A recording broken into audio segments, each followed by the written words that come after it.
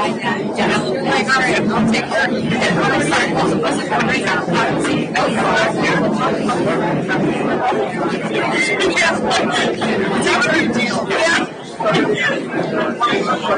watched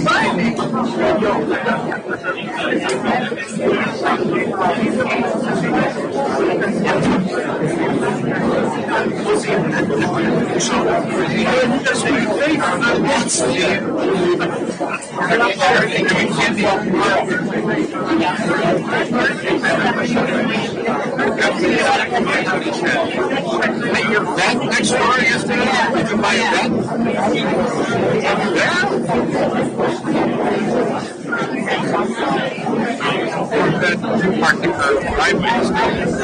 Can I get everyone's attention, please? Is my speaker? Hey, can I get everyone's attention, please? Everyone! Can I just get thank you. We're going to start the meeting, okay?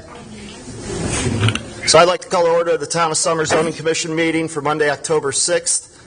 Seated at the table with me is Shane Manning, Dan Ferrero, Chris Locatelli, and the Zoning Enforcement Officer, Jennifer Roy. The first item on the agenda is a public hearing for application 25-006, Brian Giuliano, Giuliano Family 1 LLC, 7 and 47 Old Hamden Road, Somers, seeking a special use permit for earthwork per section 214-8.4, earthwork regulations to perform excavation and grading, moving and removal of gravel and boulders in an A1 residential zone. Would you like to start, Brian?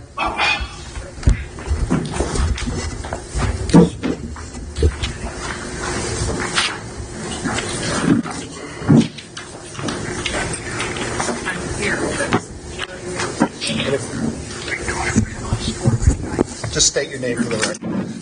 Yes, Brian Giuliano. And Peter Zarella, representing the applicant Giuliano Family 1 LLC. Good evening. As you mentioned, we're here on application 25006 regarding a special use permit application for 747 Old Hampton Road under section 8.4 of the Somers zoning regulations, which I'll colloquially refer to as the earthwork regulations. To start with a very high level idea of what the application is about, the anticipated use for the under the permit is the predominantly the removal of boulders and rocks from the existing site. There's no real deep excavation for any of those boulders. Many of it is just dislodging it from the ground, sorting them into piles, and then transporting some of them off site. We're seeking a timeline of 1 year, which is the default period under the permit, but that's also sort of the anticipated duration of work that, with this type of use. I've handed you just a PowerPoint slide deck, just with some bullet points and also some pictures that I thought might be helpful to give you a sense of the property and the use. Does anybody need to get a little? So the site was historically a gravel pit and was for quite some time. Earliest use dates back until at least the 1960s as a commercial gravel pit. It occurred over the two parcels at issue, which are an 8 1/4 and 26 acre parcel at 7 and 47 Old Hampton Road. Those parcels are bordered on the west and north by an additional 32 and almost 1/4 acres of land that's also owned by Giuliano Family 1 LLC.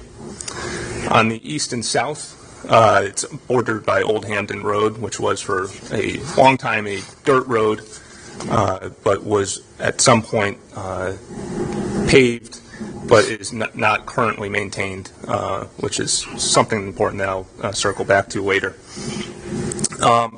The work site that's at issue, that's reflected in the plan that was presented with our original application, is further than 100 feet from the Old Hampden Road and the property line. And I'd note that there's, very dense screening from trees. And then also the layout of the site, there's a significant elevation, and that really keeps it kind of an oasis from any sort of public view. I actually visited the site today, and I was pretty struck that even going up the driveway up to the site, that you really can't see it until you make the final turn into the property. And turning to the slides, or if you have a copy of the plan that was submitted with the application, you can see the site and the layout of the site, and that the driveway to the site runs between the eastern side of the site and Old Hampden Road up to the northern part of the work area. On the work site itself, there's a sort of flat area, and sort of the northeastern corner of the site. That's really the highest point of the site. And it dips down, and then there's almost sort of a bowl, which really was the existing quarry sort of as it stood at the end of its operation by the previous owner.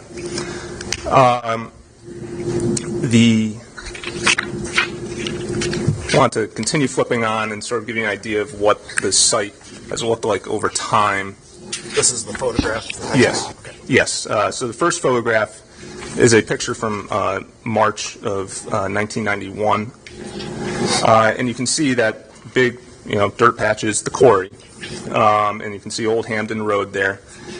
And you can sort of see almost like a crease in the middle of that dirt patch. That's sort of a delineation point between the northern part of the old site and the southern part of the old site. What we're talking about tonight is only on the northern part of that old site, the top half of that. So it's even further set back from the road, and it's also further set back from the eastern boundary, as there's tree cover that's grown in there over time. Flipping to the next picture, you can see a satellite image from Google Earth from August 2003. And so you can see that August 2003, this year. Oh, 2003. August 2003. And again, you can see this, at this point in time, the southern part of the site is really grown in with trees, but the northern portion of the site is still quite clear. There's some green, ground cover there, but it's there's still very much dirt paths and dirt spots and bald spots, and you can see that bald spot sort of towards the north is what I referred to earlier as sort of the high flat point of the site that looks down into the kind of basin closer to the southern edge. Flipping to the next page, it's a picture. I pulled this from the town's GIS. From state mapping records, and there's this purports to be from 2012. It's not the greatest resolution, but you can still see the site, and that there's still some open spots there. And then flipping to the next image is an even better image that does come from the town's mapping system, and this shows a 2019 aerial photography.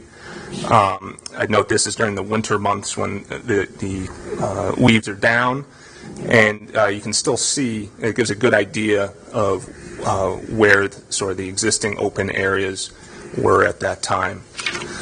And then flipping to the next page is you can see in 2024 There's still an open spot, but you do see more green there on the northern portion. But I'd note that this is in July of 2024 when the foliage is at its greatest extent. And then to go to the next image, again, this is from the GIS mapping with an overlay, a topographical overlay, so you can sort of see the elevations on the property and some rather significant elevations up into the 620 feet range at least. And we'd probably go a little bit higher if it could zoom in a little bit more. And also, it has an overlay for the inland wetlands map. And you can see that those of you familiar with the area know that there's a brook that runs along Old Hampton Road, but you can see that the inland wetland area predominantly remains on the eastern side of Old Hampton Road. I apologize, I should have pointed this out a few slides. If you go back to the 2019 aerial photography, I used the measuring system. Yeah, so that's an estimate of where sort of the easternmost portion of the site. This is really it's kind of just below the high point area on the eastern side. It's really not used, but we figured it'd be safe and count it as sort of part of the site. And it's about 210 feet from the road. So the majority of the operations are, well, I'd say all the operations are farther away from the road than 210 feet and sort of bend back and towards the northwestern corners of the property. Okay, so to get to the sort of a little bit more specific overview of the earthwork at the property. We believe there's a prior, I'm sure there can be debate about this, but we believe there's a prior existing non-conforming use of the of this site as a commercial gravel pit, gravel and sand at the site, and that was sort of what we understood when the site began its operations under its current ownership. Obviously, we learned that there was a cease and desist order issued, and we became aware of the special use permit process and applied in sort of due course. So the proposed use under that permit, it's for a single contiguous work area that's outlined on the plan, and it's for the removal of, as I said, boulders for sort of use and moving off-site. There's not going to be blasting, hammering, drilling, crushing, or processing at the site. The main activity is removal of boulders, loading them, sorting them, loading onto the trucks. There's no real new excavation other than sort of the dislodging and sort of the necessary movement of land around the site as you sort of dislodge and make it traversable. There's some equipment that's kept on the site. There's excavator, skid steer, front loader, things to do that type of movement of the boulders. And then sort of the activity, the bigger part of the activity is trucks that come onto and off the site to take those loads. And there's days with no truck activity. I'd say if you probably average it out, you're talking about 2 to 5 trucks a day. There's some days of heavier use depending on the needs of the owner, but that's sort of the rate of work that's going on at the site. The site has been visited by the zoning enforcement officer and the wetlands erosion control agent. I understand there's some comments, but that there's no inland wetlands concerns, sort of for the reasons that I pointed out as to the location of that area. I believe there might be some staff comments regarding additional erosion controls they might like to see at the site, which we're certainly happy to abide by and consider. The plan, as I understand, has also been reviewed by the town engineer with no negative comments and favorable review. And again, this is for a 1-year timeline. We understand why there's a large turnout here tonight, and understand that there's some issues of complaints of noise from the operations at the site. Talking over about how the operations work, we believe the primary driver of the noise is probably the loading of sort of the larger size boulders. There's different sizes that might be loaded in the truck, and that actual physical loading into the truck may make noise. Although I note that that's the case perhaps from the top area of the site, the top flat area, which there was loading. But a lot of that has been moved down farther south into the basin, and we think that that's most likely diminished any noise from escaping the property, as it really is kind of a bowl and has sort of a natural sound barrier. The other issue that we think may lead to some noise is, as I mentioned, Old Hampton Road is not currently maintained, and there's some significant potholes and declivities on the road. When you have trucks that have stiff suspensions and are maybe not fully to load, that can cause the rocks they might be carrying to get tossed around as they're exiting the property, and that can, as I understand, perhaps be loud, and maybe that's what is being heard. My client, it's a town road, but my client would like to fill on a weekly basis those potholes if he can, which we think would make a significant difference, made a difference on the property where he's done it himself. I think on the short route down Old Hampton Road, it would also make a big difference.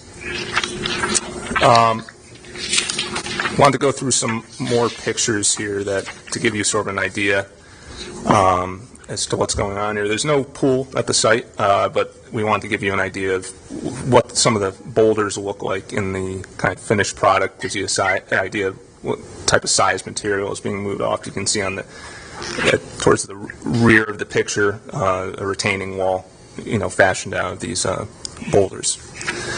The next picture is from the south eastern side of the site, of the work site, and this gives you an idea of, and this is sort of the bottom of the bowl facing south. And this sort of gives you an idea of the level of screening that really goes around the entire work site. It's pretty consistent with this level. This is from a nearby location, turning a little bit more west in the next picture. Again, there's significant screening. And the perimeter here is really what a lot of the site looked like at the time it was taken. They've obviously dug in to get some things and taken some of the short sort of vegetation cover off some of it, but it really was left as in this sort of condition. This is the third picture here of the site is looking almost completely western from the route that goes back up to the highest part of the site. Again, this is the next image is another image looking from a little bit down below the top portion of the site over to the west, maybe west by northwest. This is the next picture is looking sort of down south from the near the northwestern top, sort of give you an idea of the western side looking down the edge. Again, there's a lot of screening there. And then this last picture is from the highest point. So that's sort of looking out pretty much due east, maybe a few degrees off, but it's from that sort of top corner of the site. and the driveway, would sort of be running down from the left to the right, going back towards Old Hampton Road. And again, you can't even see it from there. If you were to look over that ledge, you wouldn't see it. It's very wooded, and it's a steep elevation past that tree line.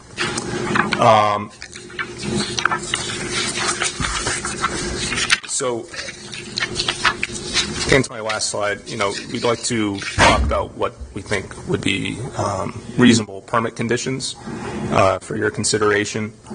Again, by default, it's a one-year term as the permits require renewal.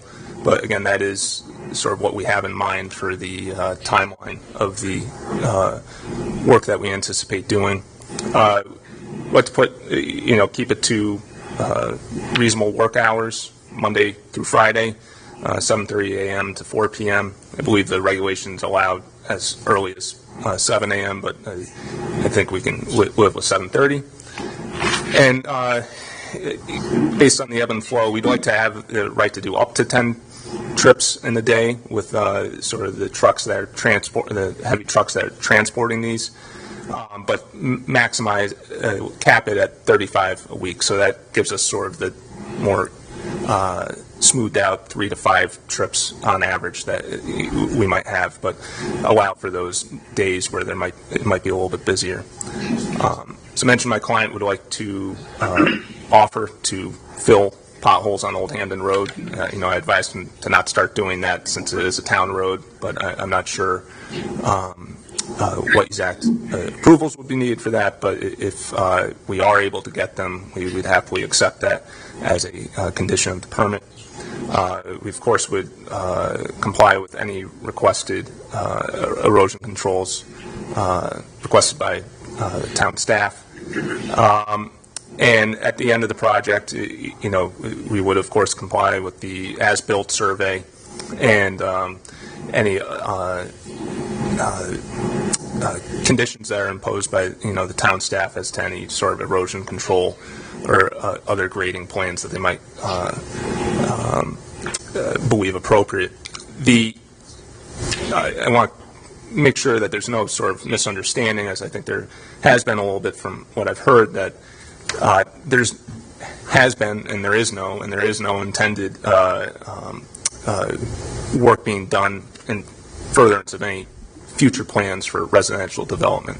There was a comment made at the prior hearing for acceptance of the application, where we referred to a future intended use of perhaps building a home towards the rear of the property, maybe having a little bit of family compound.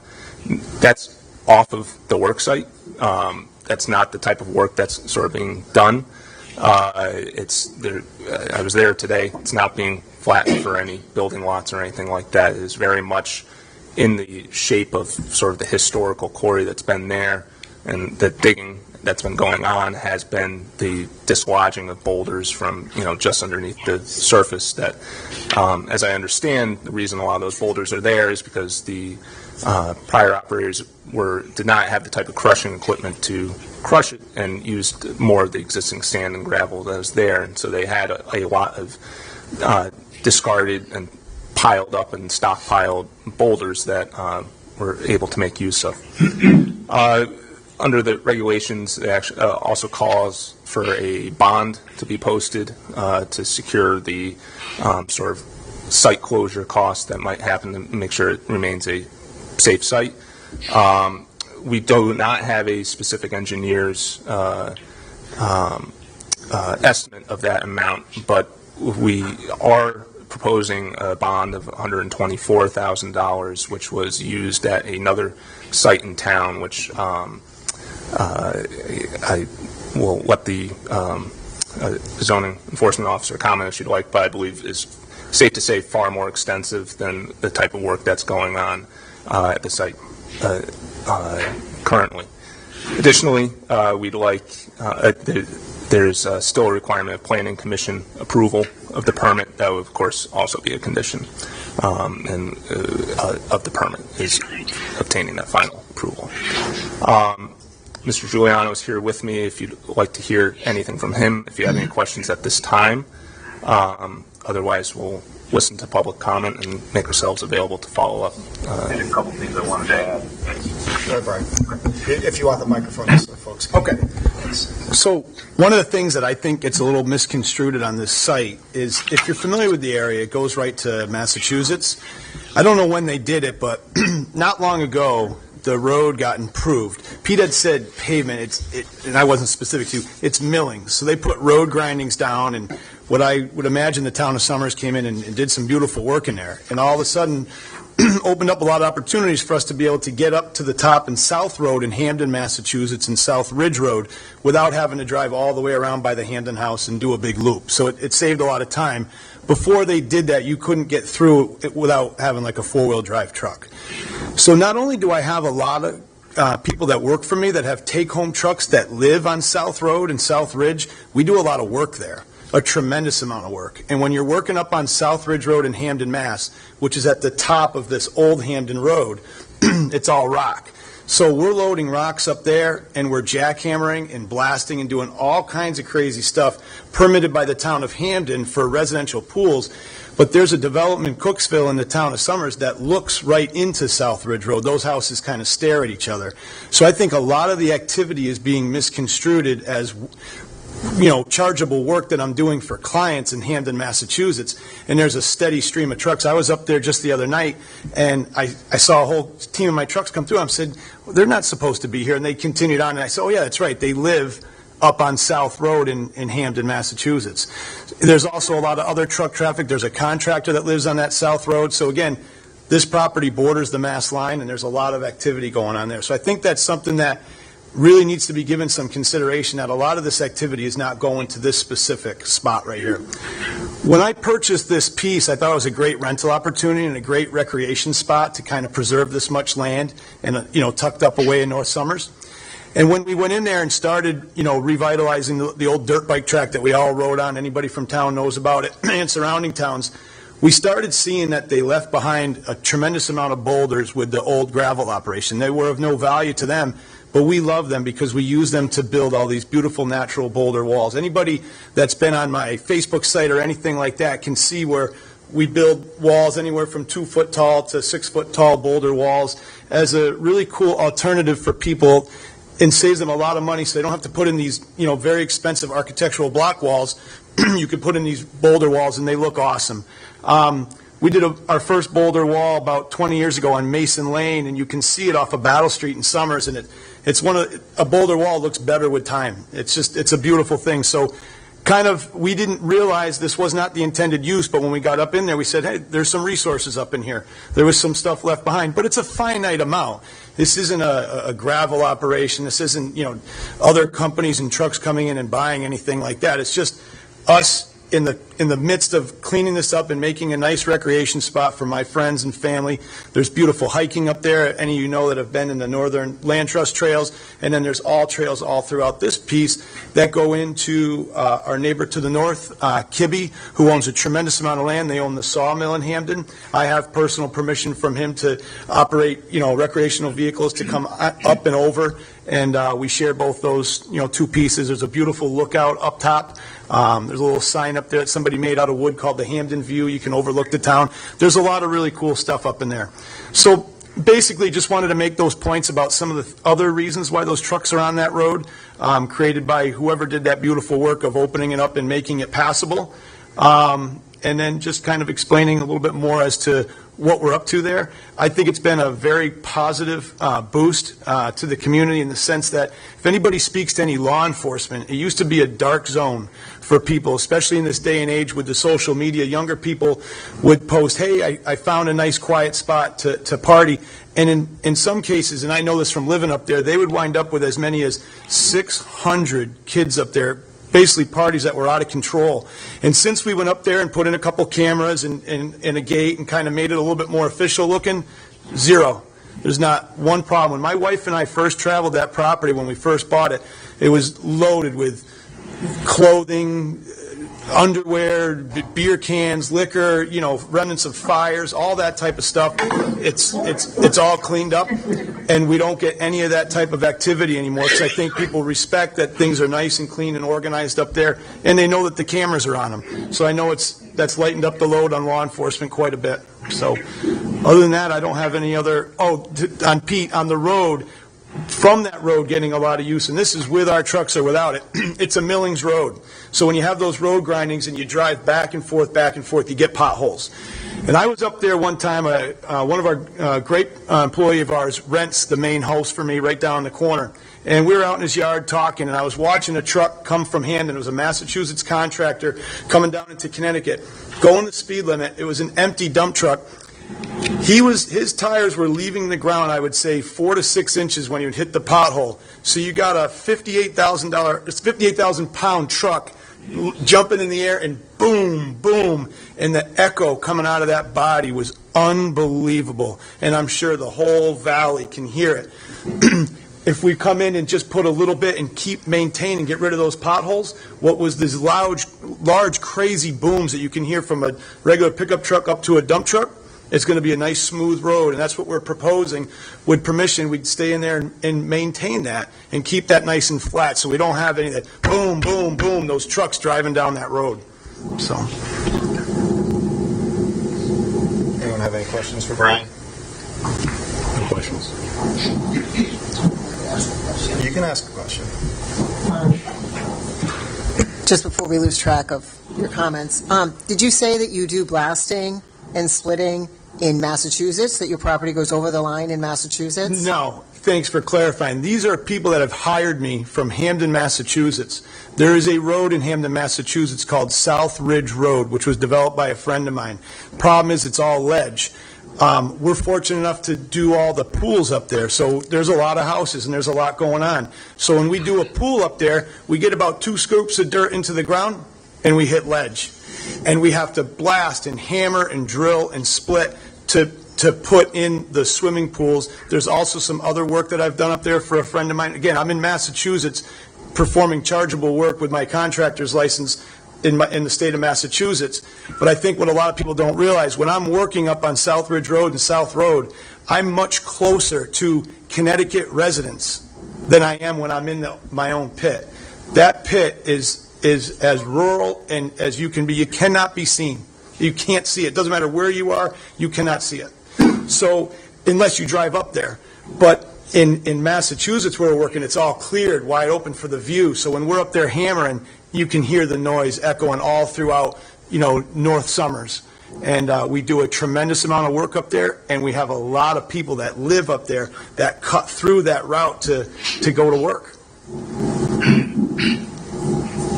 Thanks. I was just asking because over the past year, with the issues that were brought up, was that blasting was going on. Yeah.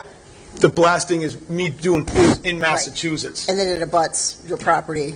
It doesn't. It's For the on the area. other side, Jen. So Okay. the work that's going on in Hamden, Massachusetts, as you go up Old Hamden Road, instead of taking a left and going into where we've applied for the special use permit, you just continue up to the top of the hill. You're in Massachusetts at that point. On the other side, okay, the easterly side of that road, that's where we do most of the work. And that's South Ridge Road, and we do a lot of work on South Road in and of itself. It should be known that there is an actual ledge blasting company that is based on South Road in Hamden, Massachusetts. Okay? An actual company that's been there forever. Thank you. Yep. Thank you, guys. Yep. Before we get our next speaker, and I just want to put something into the record. Sorry. Yeah, can I get a motion to open the public hearing? I'd like to make a motion to open the public hearing for application 25-006. Discussion? All in favor? Aye. Okay. I would like to enter in a document that was placed in one of our zoning commission members' mailbox, along with, I assume, others in the area. It is unsigned. We don't know who it came from, but it's headed with an urgent message to our neighbors, RE Mining Operations, North Somers at risk, our property values, quality of life, and environmental impacts. I'm not going to read the whole letter, but I would like to enter it into the record. Note, and Pete, I'll get you a copy of this, okay? 3 reasons on why we should be concerned. Lists 3 items: violation of zoning regs, commercial operation in residential zone, and lack of zoning enforcement. And then under that it says these are just 3 reasons amongst many of why we need to attend the public hearing. The second page of the document is a alleged picture of the property from a satellite view on April 17th, 2025, and then another one from September 4th, 2024. I just want this to be in the record for you guys to know that one of our commission members did receive this in the mail, so just so you guys are aware of that. Okay? And again, it's not signed by anyone.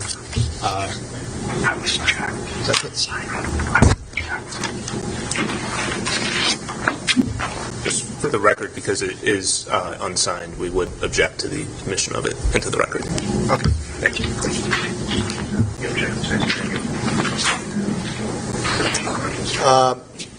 Again, the public hearing's open, so if anyone wants to come up, I just ask that you, when you come up, sign your name on there. When you come up, say your name and your address so we know who you are. Okay? Just come up to the microphone if you want to speak. Okay.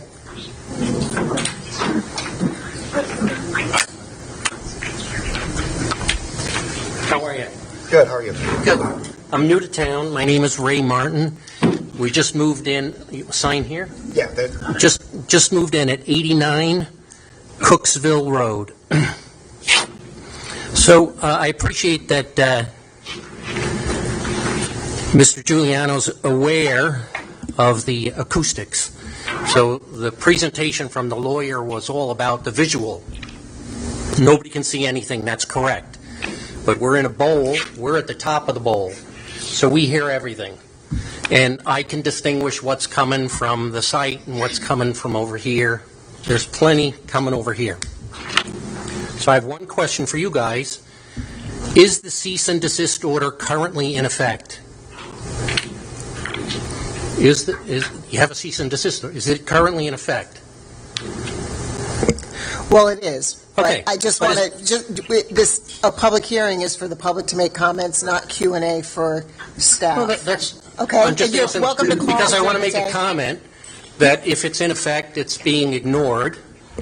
And look, I'm a nice neighbor. I just moved in. My neighbors are nice people. I want to be a nice neighbor. I want my neighbors to be nice to me. And I can say that the 7:30 throughout the summer kind of was not respected, and I'd like to be respected. I didn't understand what was going on. Now I understand, hey, he's taking these boulders, he's using them. That's great. I want to be able to use what's on my property for my own use. I think he has every right to it. I'm all for it. My concern is about, when I didn't understand exactly what he's doing, that he's doing so much, I'm wondering, well, what's going on? And there's rumors about putting in a motocross or something. Look, there's kids on bikes. That's fine. They make noise. I don't want 50 bikes running through there on a Sunday. If that's contemplated at all, I want to be on the record. I'm against it. I hope you guys can say, yeah, we're not going to allow that. But other than that, my concern was, as I say, that stuff has been going on, and so my concern for the future is if something like this is being contemplated, and if the zoning board hasn't really grabbed a hold of this situation in the first place, my worry is I can try to be a good neighbor, but if my neighbor is not trying to be a good neighbor to me, I'm out of luck, So that's my concern for the future. So please, keep an eye on it. I'm not looking for anybody to be punished or that kind of stuff, but please keep an eye on it and control it, and don't let it get out of control. Thank you. Thank you.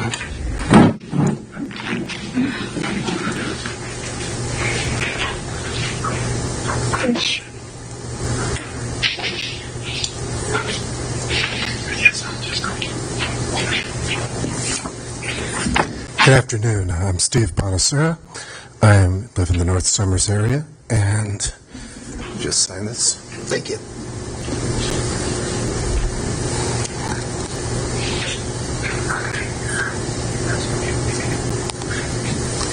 Can you state your address, please? Sure, 265 Stanford. First, I want to thank the board for holding this hearing, and I want to thank Mr. Giuliano for the economic activity and the business that he's brought and the support that it provides his employees and the families. My major concern is that this is something which, because we're breaking up rocks and doing a variety of things and changing the system, has there been any kind of environmental impact that has been looked at in terms of groundwater, in terms of particulates in the air? We've talked about the noise impacts, but the noise impacts in many ways are kind of transient. Pollution of the groundwater could impact that area of North Somers for the better part of a century. And that's it. Thank you very much. Thank you.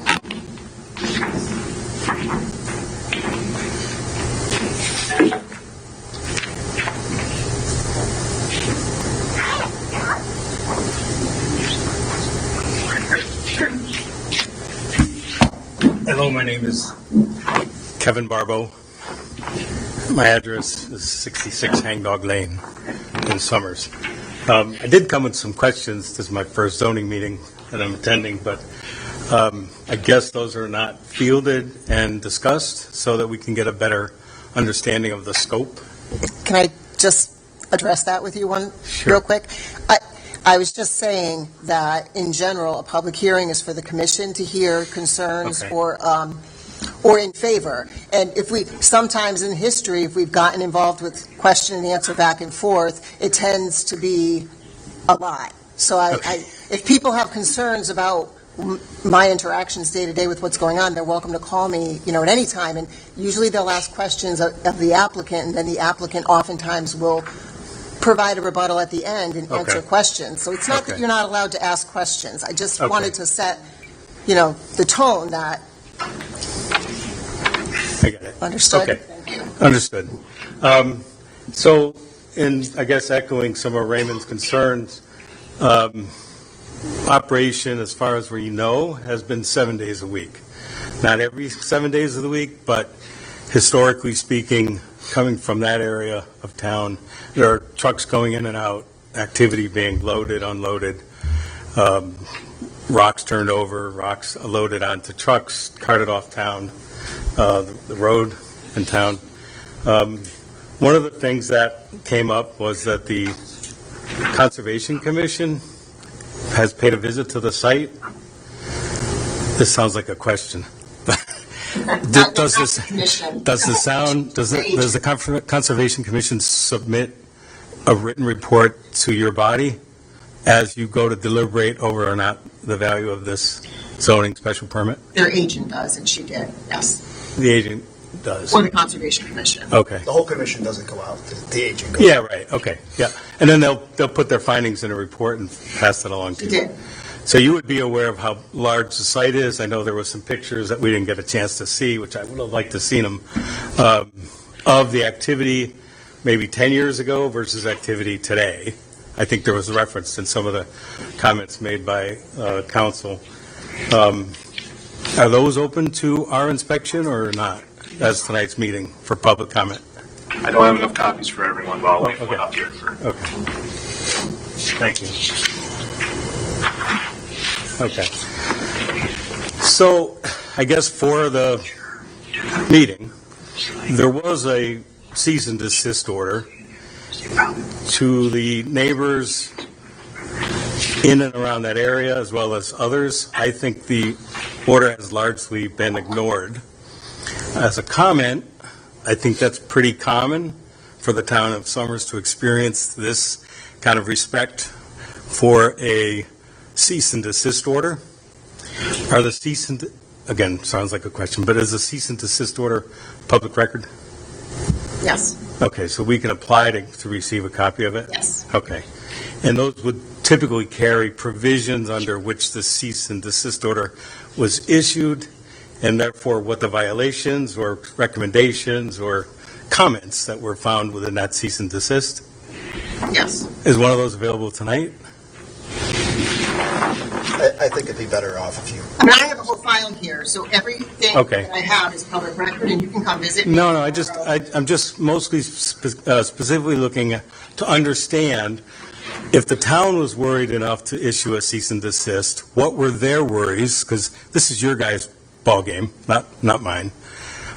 What was the town concerned with at the time, and what remedies, good faith remedies, have been put into place? Now, assuming they were put in place, I can appreciate that you guys want to continue to move forward. If they weren't checked off, or somebody didn't go up and verify with a walk around, I would suggest maybe that would be a next good step for the commission to take, to be fully aware of what's going on and the extent and the scope and scale of the operation. By virtue of the fact that 2 to 5 trucks are going on site, doesn't sound like a lot. But that would be, like Raymond mentioned, he'd like to use the boulders on his property too. I don't think he's going to sell them, or I don't think he's going to install them in somebody's yard. So it sounds more like a commercial nature of that operation as opposed to a cleaning up the residential zoned area of those boulders. So typically when I've read through minutes of the meetings, there is a recommendation that a cease and desist order was going to be applied. I don't find any minutes where that order was issued, and I've not found any minutes where that order has been rescinded.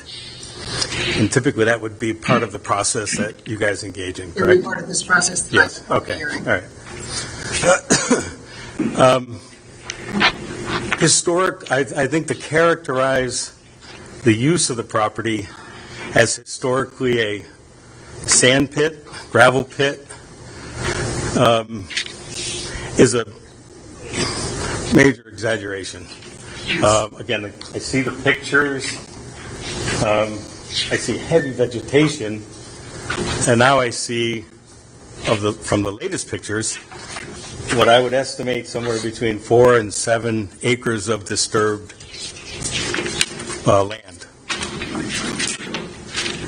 And I'm assuming that erosion control was part of the reason that there was a cease and desist, assuming erosion control was in place, and for the future of the project, what's going to go on the project, there will be consideration given and stipulations made according to the zoning regulations of the town that those things would be followed up on as well. Again, my interest is if this is a permitted use and it's operating within the guidelines and the regs that the town has established and enforceable, the activity that ongoes over the next 12-month period, I'm all for it, okay? But I think there's been a blatant disregard for the town trying to seek cooperation by virtue of a cease and desist, but ongoing operations have continued. And another question, but after we get done speaking, does the town have more questions for the applicant? Or is that the end of the conversation for this permit? We could. Okay.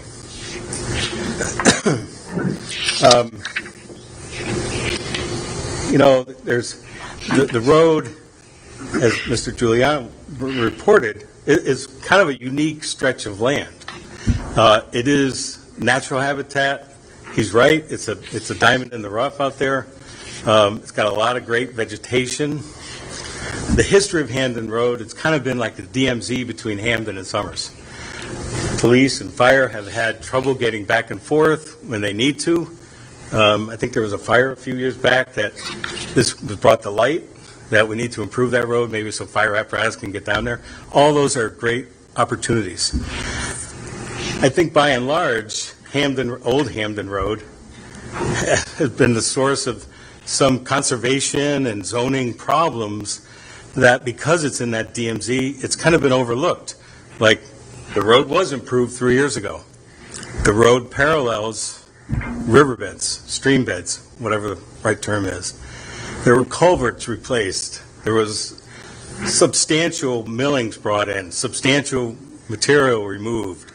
there's erosion opportunities up and down that road, that if that road is to stay the way it is, there needs to be more improvements to it.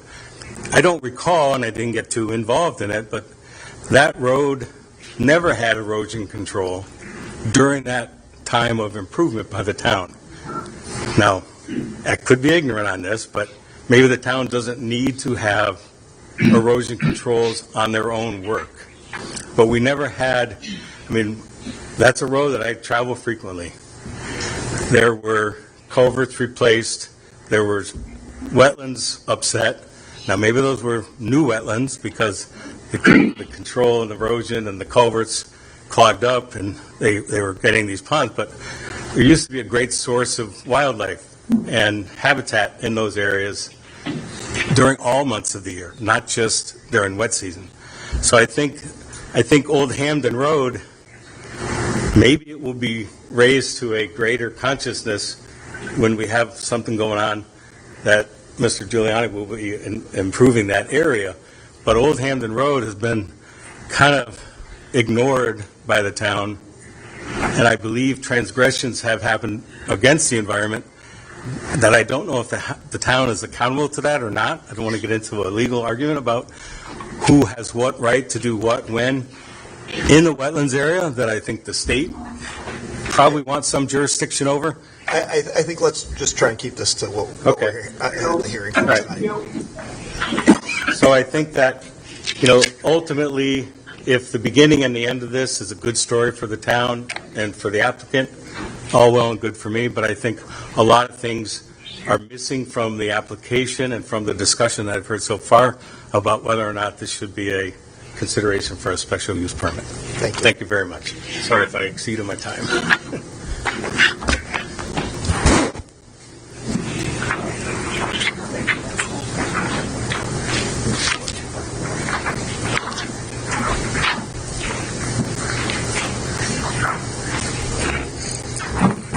Hi, I'm Andrea Martin. I live at 89 Cooksville Road and moved in with my husband last May.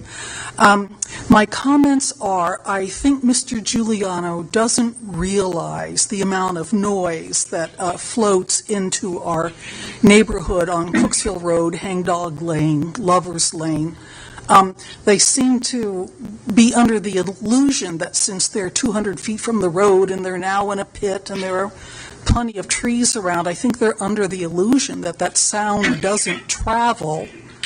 And it does travel. It goes into our valley and it resonates.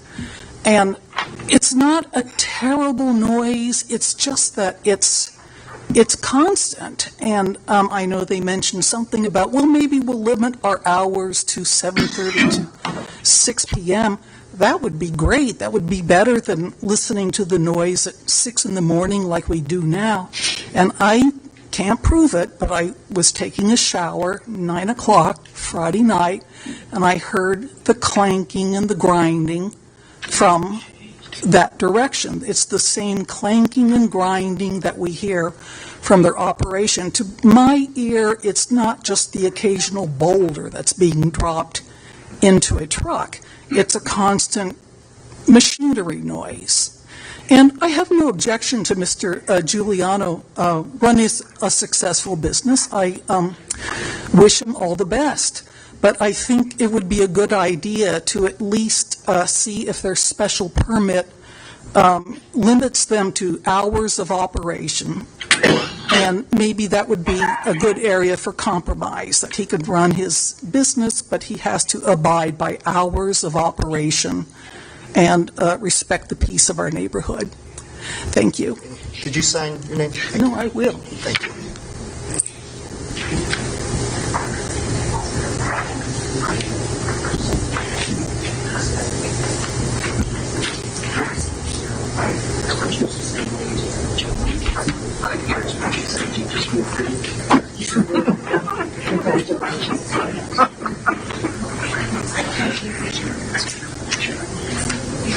Anyone else have any comments?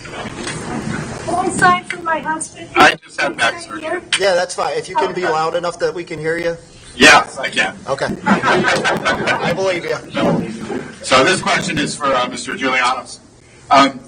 I live at I'm 207. just going to interrupt you. He doesn't have to answer the questions. This That's is just for fine. your comment. Okay. That's fine. I live at 207 Stafford Road. 207 Stafford. Okay, that's down at the bottom. What was your name again, sir? Excuse me, my name is Mark Christensen. Okay. Thank you. Okay, live there with my wife. The trucks roll 7 days a week. At least 7 to 10 trucks a day, and they go down, well, they come back. So I count that as 2 trucks, right?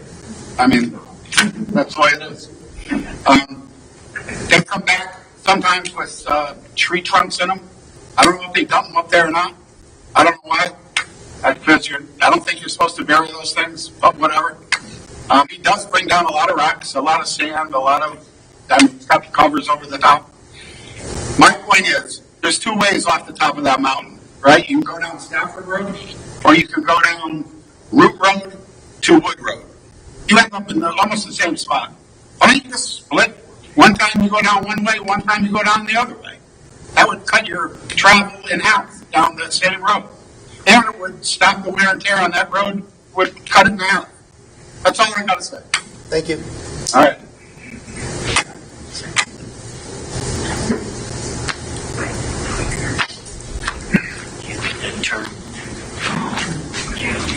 Can't make that turn. Joan Formeister, 46 Skyridge Drive. Thank you all for serving. Guys, can we let her talk, please? Oh, they have to go straight across. First, I want to thank you all for serving. I said 46 Skyridge Drive. Thank you. Okay, first, as a citizen, I was hearing the application is for like a year, but my understanding is this has already been going on for a year. I'm also concerned about commercial operations in residential zones. But now switching to Wetlands and Conservation Commission. We were not aware of this until 5 days ago, so we had no knowledge. We have no enforcement as conservation, but we do serve in an advisory role. So whatever is going on up there, number one, we were not aware of it. We were not aware of the road being improved. We were not aware of culverts, erosion, all of that. And normally, yes, the town does apply for permits to do work in and near wetlands and for erosion purposes and culverts and that sort of thing. So that all happened unbeknownst to us. I'm not aware of a letter that's been drafted by the wetlands agent. I also believe that she has not done a complete site walk. She has been up to the site and viewed it from one vantage point. So it may not be in the upland review area, but that doesn't mean that we don't have concerns. There's erosion, there's a stream. Like one gentleman said, you don't know what an operation like that could do to the water table, the groundwater, and all of that. So I did just want you to know that this was a complete surprise to everybody on the commission, with the exception of Dan, who I believe just heard about it last month at your zoning meeting. But the rest of us did not know this operation was going on, and we definitely have concerns about the area, about what's going on there. And, you know, we have the right to look at such an application because of potential impacts. Thank you. Thank you.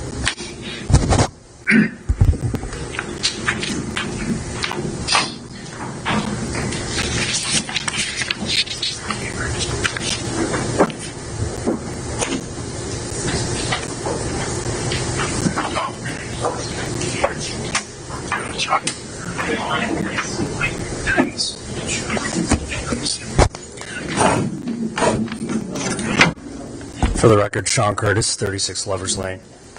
A few things to cover tonight. I won't try to not be redundant in what's been covered. I wasn't able to see the images either. I appreciate the diligence, and I'll get together with the neighbors and review what was shared. I think, irregardless of, and I'll turn these around in a moment for the group and have them. These two photos here, I think we can look at historical photos or we can look at the present year since the purchase of the property, and I believe it was around September of 2024 of when the property was acquired at 47. I believe 7 and 47 were purchased around the same time and then subdivided into two parcels. Here we can see in September 4th, 2024, what that looked like with vegetation. In April, you can see the 17th, you can see what that development looked like.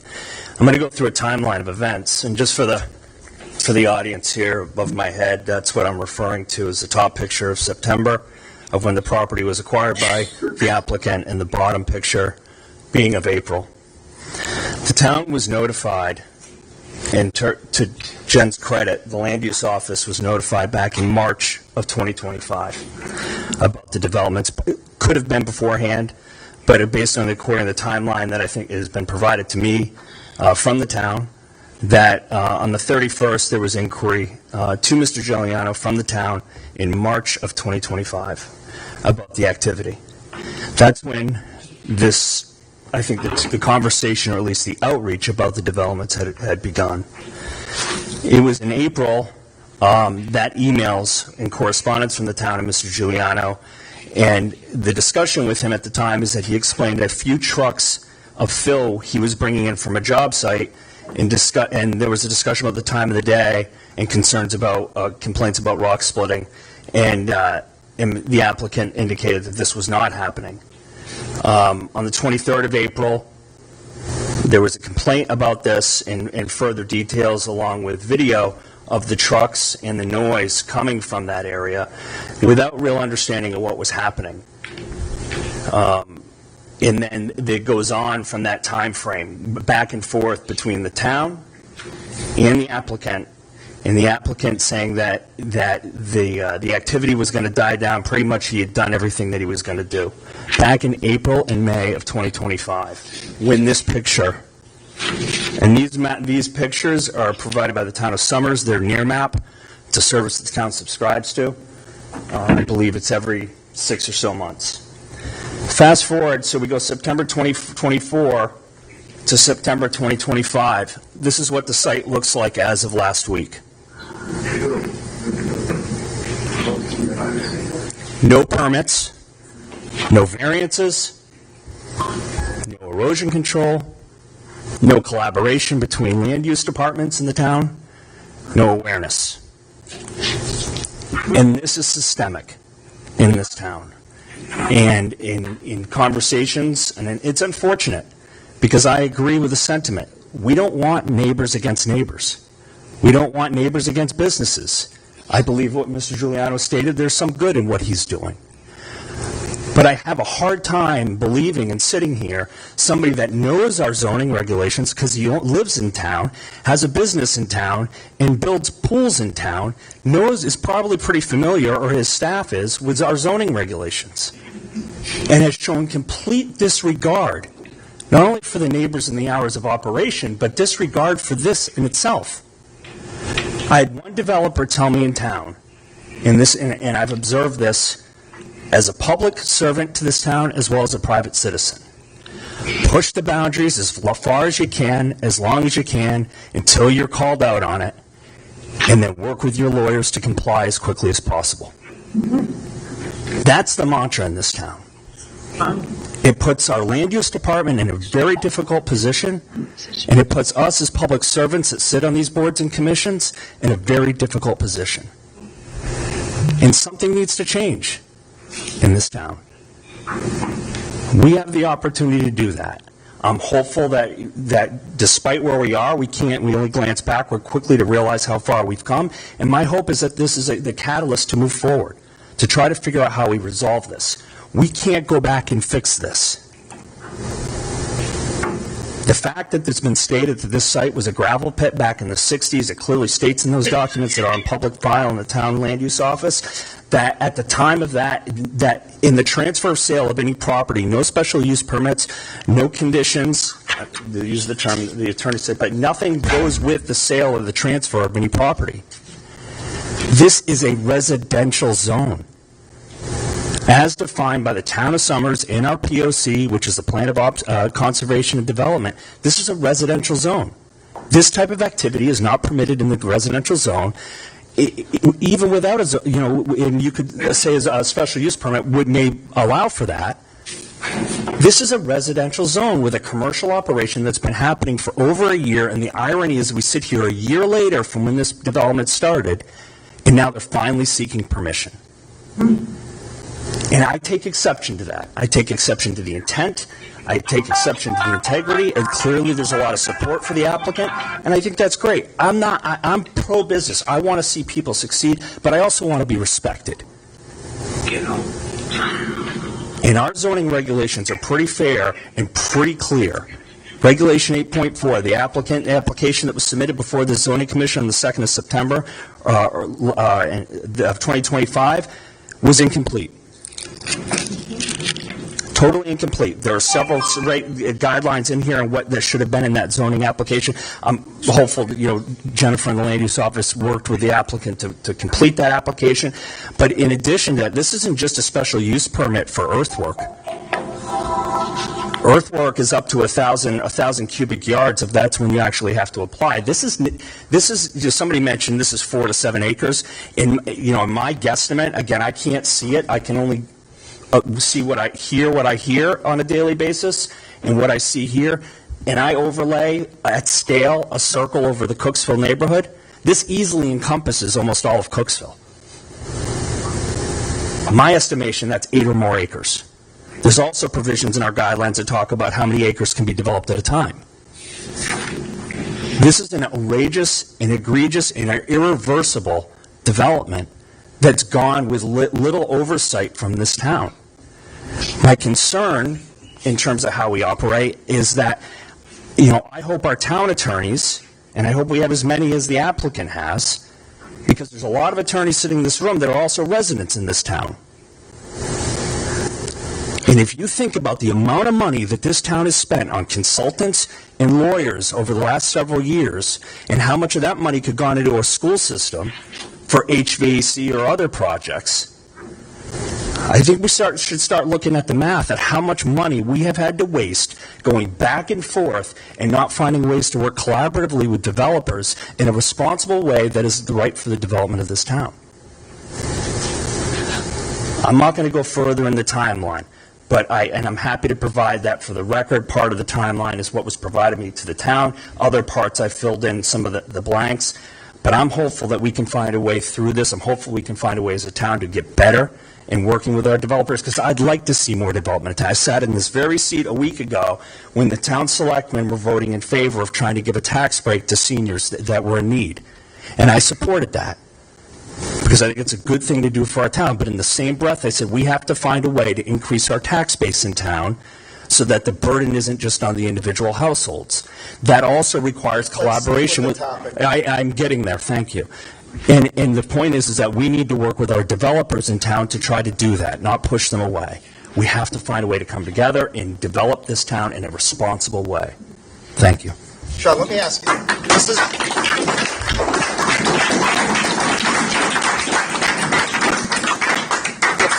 The flyer that was sent to commission members' mail is the same exact format. Are you responsible for this flyer? Because it's the same. I'm not familiar with that flyer. It's the same exact format. Actually, the red circles are the same exact as you have there. There's several neighbors that are here tonight. Okay.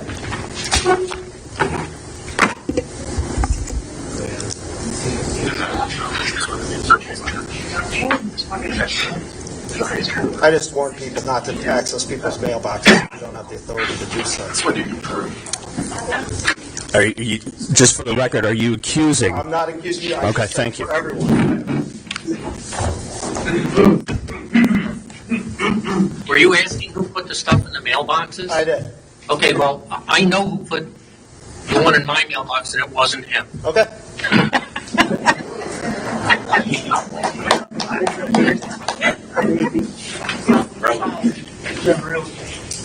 Anyone else?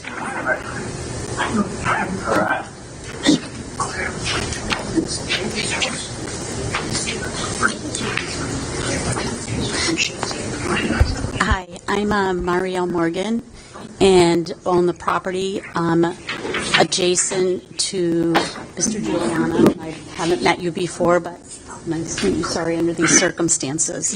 Address? 80 Old Hamden Road, and I'll sign in and put it. I guess my only concern is that over a decade ago, I bought this piece of property because it was pristine and it was beautiful. And although I am not opposed to somebody having a business and doing what they need to do, my concern is how do we work together to keep it pristine? I have permission and had a whole plan that was approved by the board to build a residential house on there, and I had to abide by a whole lot of conservation and people coming up to the property, mapping everything out. And I guess my concern is what's going to happen if this is approved for a year and it continues, and what will happen to the value of my property and the beautiful, pristine place that I bought over a decade ago. So I think that's one of my concerns, is it would be nice to know where we go from here, because although you have people who rode motorcycles, I can't say right now I'm an ATV person, I'm not totally opposed, but in the future, if there's an eventual plan to do that, then I'm back here again saying this beautiful, pristine place that I've invested time and energy and effort into may not be of the value that I thought it would be when I go to retire. So I'd like to try to get some other information from Mr. Giuliano about what, the plans are and what he is looking truly for with approval, and pictures that were seen tonight, which I had. The only reason I knew this and came here was because I had gotten a letter in the mail. Before that, I was not aware of any of it because I don't live in town, but I've invested in this town because it's a beautiful town. And I would just like to see it stay that way and be able to work collaboratively with people to keep it that way. Peter Bollier. As she mentioned, we received a letter a couple weeks ago. Something similar happened when they attempted to close the road, however many years ago. We received notice 2 days before the hearing. So I have a lot of questions that I would love to have answered before I support or don't support the project. I met one of your employees, Austin. I met Austin and his wife. We spent some time together getting to know them as an abutter, and wonderful people. So,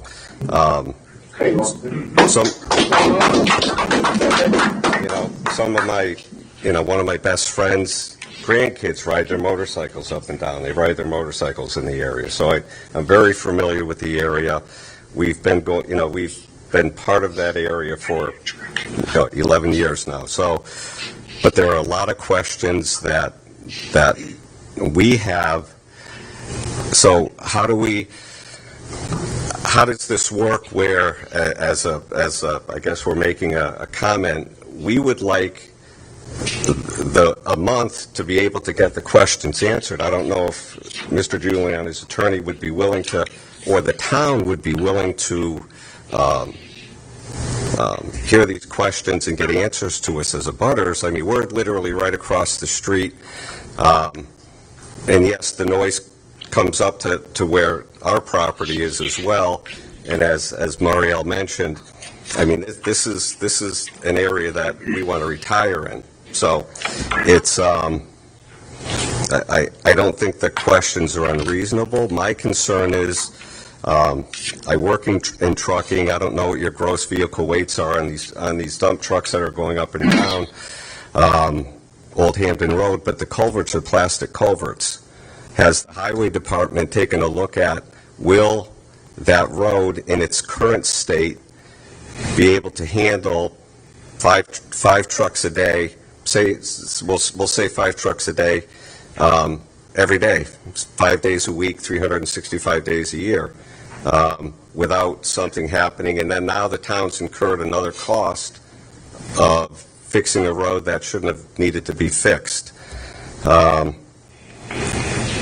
We just have questions that we're asking the board to vote to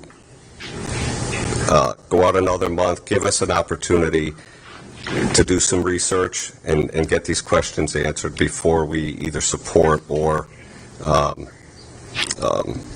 not support this special permit. One last thing, the previous speaker had mentioned that this activity has been going on for a year, so the special use permit isn't for a year, it's actually for 2 years, because they've already had a year. At the end of the year, and these are questions I have, at the end of the year, can they just apply again for another year? Or does that special use permit, that's it? They don't get to do it again. So that's just one of many questions that we have as abutters that we'd like to hopefully get answered before we support I think with your it. questions, you can address those at Jennifer's office during the week. Okay. And she can help you as best she can. But so are you making a decision tonight? Because if you're making a decision tonight, then those questions really don't matter, because we as abutters lost our ability because we only were notified a short time ago to do our due diligence to come before the board and speak to you. So as a commenter, I'm saying, what's one more month? The activity's been going on for a year. What's one more month to give the abutters an opportunity to take a look at it a little deeper? You know, the presentation that we don't get to see that you have, will that be available in the town hall for us to see? Yes. Okay. Thank you.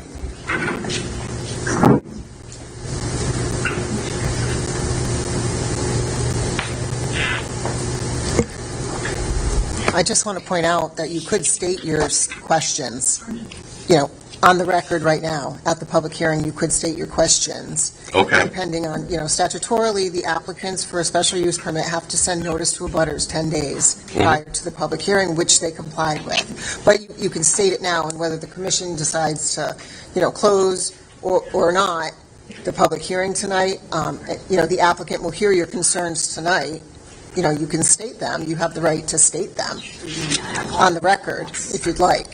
Well, But you also can come see me as well, and I can help you, but I'm not the applicant. Okay.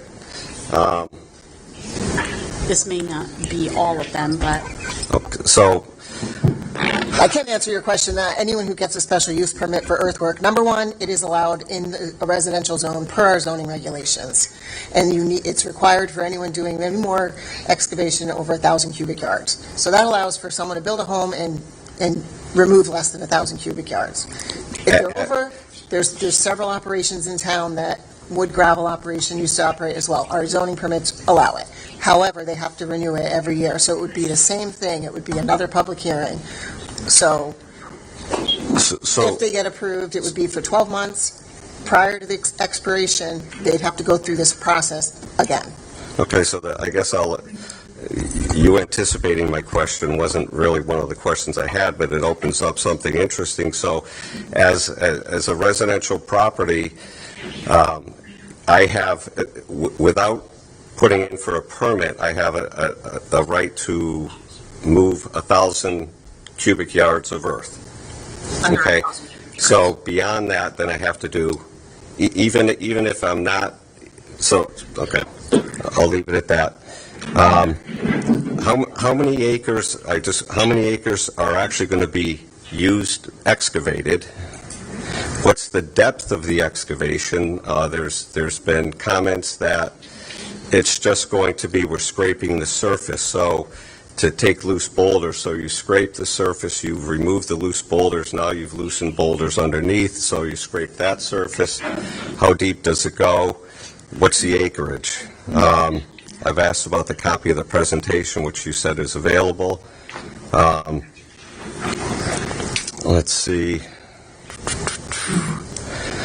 What's the percentage of trucks going north up Old Hampton Road into Massachusetts?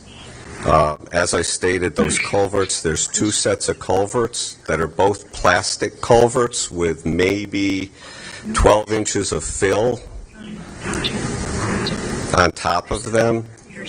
So, once again, I question how long those culverts will hold. I mean, obviously the town spent a lot of money improving the road, including the culvert, so it didn't flood out.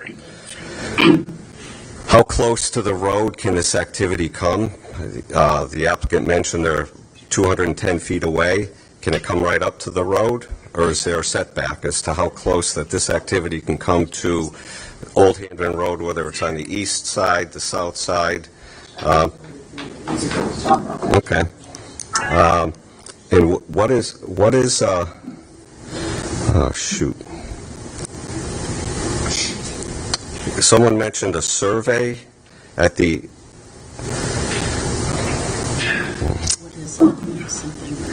yeah, I can't even read my own writing.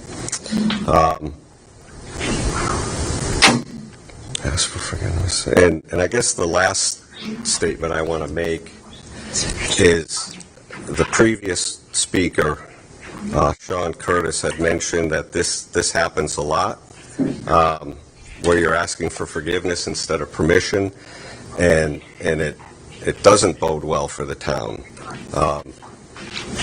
For the town, not necessarily Mr. Giuliani, but it doesn't bode well for the town that we allow this to happen over and over and over again, because this is really the second time I've been involved in something like this. So that's it.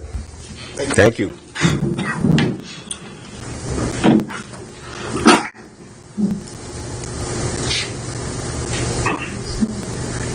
Anyone else?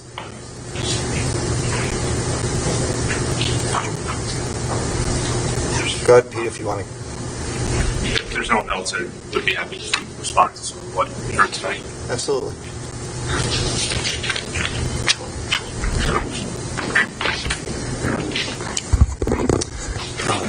Thank you again for the record. Peter Zarella on behalf of the Giuliano Family One LLC. Thank you to everyone for their comments tonight. We've been listening closely to all of them, and I want to try my best to address what I can on behalf of the applicant, both for the Commission's consideration and for the public. I'd first like to say that, tonight's, while I understand some people might have deeper concerns, that tonight's not about enforcement action. It's about a permit application, about future use and what's going to happen. There's a separate process for enforcement, which we are subject to and are working through in terms of having been issued a citation, and one that we're committed to resolving. But that's separate and apart from the issue of whether this is a permitted use under the regulations, something that can be permitted from today forward. And we believe that we fall squarely within those regulations.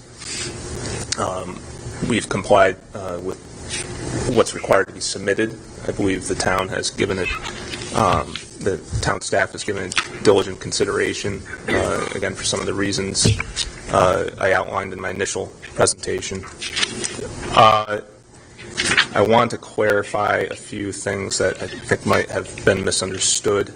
That there is not breaking of rock going on at the site or any sort of ledge that would, I think, give rise to perhaps a deeper concern. Based on the historical use of this property, as I mentioned, the prior active operator did not have use for a lot of these boulders, so there are piles of them at many parts of the site. Some are just under surface level on the sides of the basin that I described. Some are just stockpiles on the edges of the operating area. and so a lot of it is simply moving boulders around the site and loading them up into trucks. I want to also be clear, my client has not been improving Old Hampton Road this time. Again, this is just an idea. We're trying to address some of the concerns. We, of course, defer to the town on that. Regarding the pictures of the site and the development of the site, I believe it's perfectly clear from what we've submitted and from the publicly available pictures that the site is easily half the size that was in 1991. I also believe that if you look at the time of year that a lot of pictures are taken, it's not very representative of what type of vegetation was actually there. I think a site plan can easily reveal that, where you can see existing tree lines that were left in place and where sort of young growth was. This was a low cover for a lot of the northern portion of the site that was, taken up as they began the sort of the light digging there. And I believe the tree line is fairly, has not been significantly altered to the degree that has been sort of represented by some people who have spoken tonight. Again, this is an individual application. I'm not going to comment on whatever concerns people have about broader issues for whatever reasons, but Mr. Giuliano, before ever speaking to me, filed his permit application when he learned of what was going on, that there's regulations they need to comply with. I think we've been cooperative in attempting to meet every concern that's raised, and we believe that what we're requesting falls squarely within the earthwork regulations. Happy to provide any additional information that any member of the commission feels is lacking or would like to hear more about, but otherwise we respectfully request that the application be granted. Do you have anything, any reports or anything? Any reports? If you don't mind. Do you guys want a copy? Sure.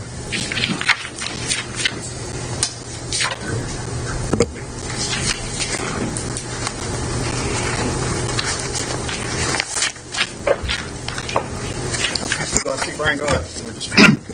Brian Giuliano. I just wanted to comment onto the disturbance of this piece, just so we're all on the same page.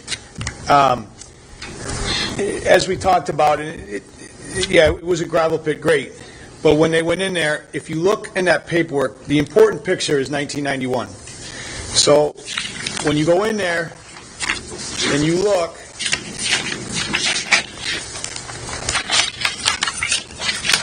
in 91, it is right here. So that's the one from 1991, and it was skinned bare. You know what I mean? So that was bare all the way down to Old Hampton Road.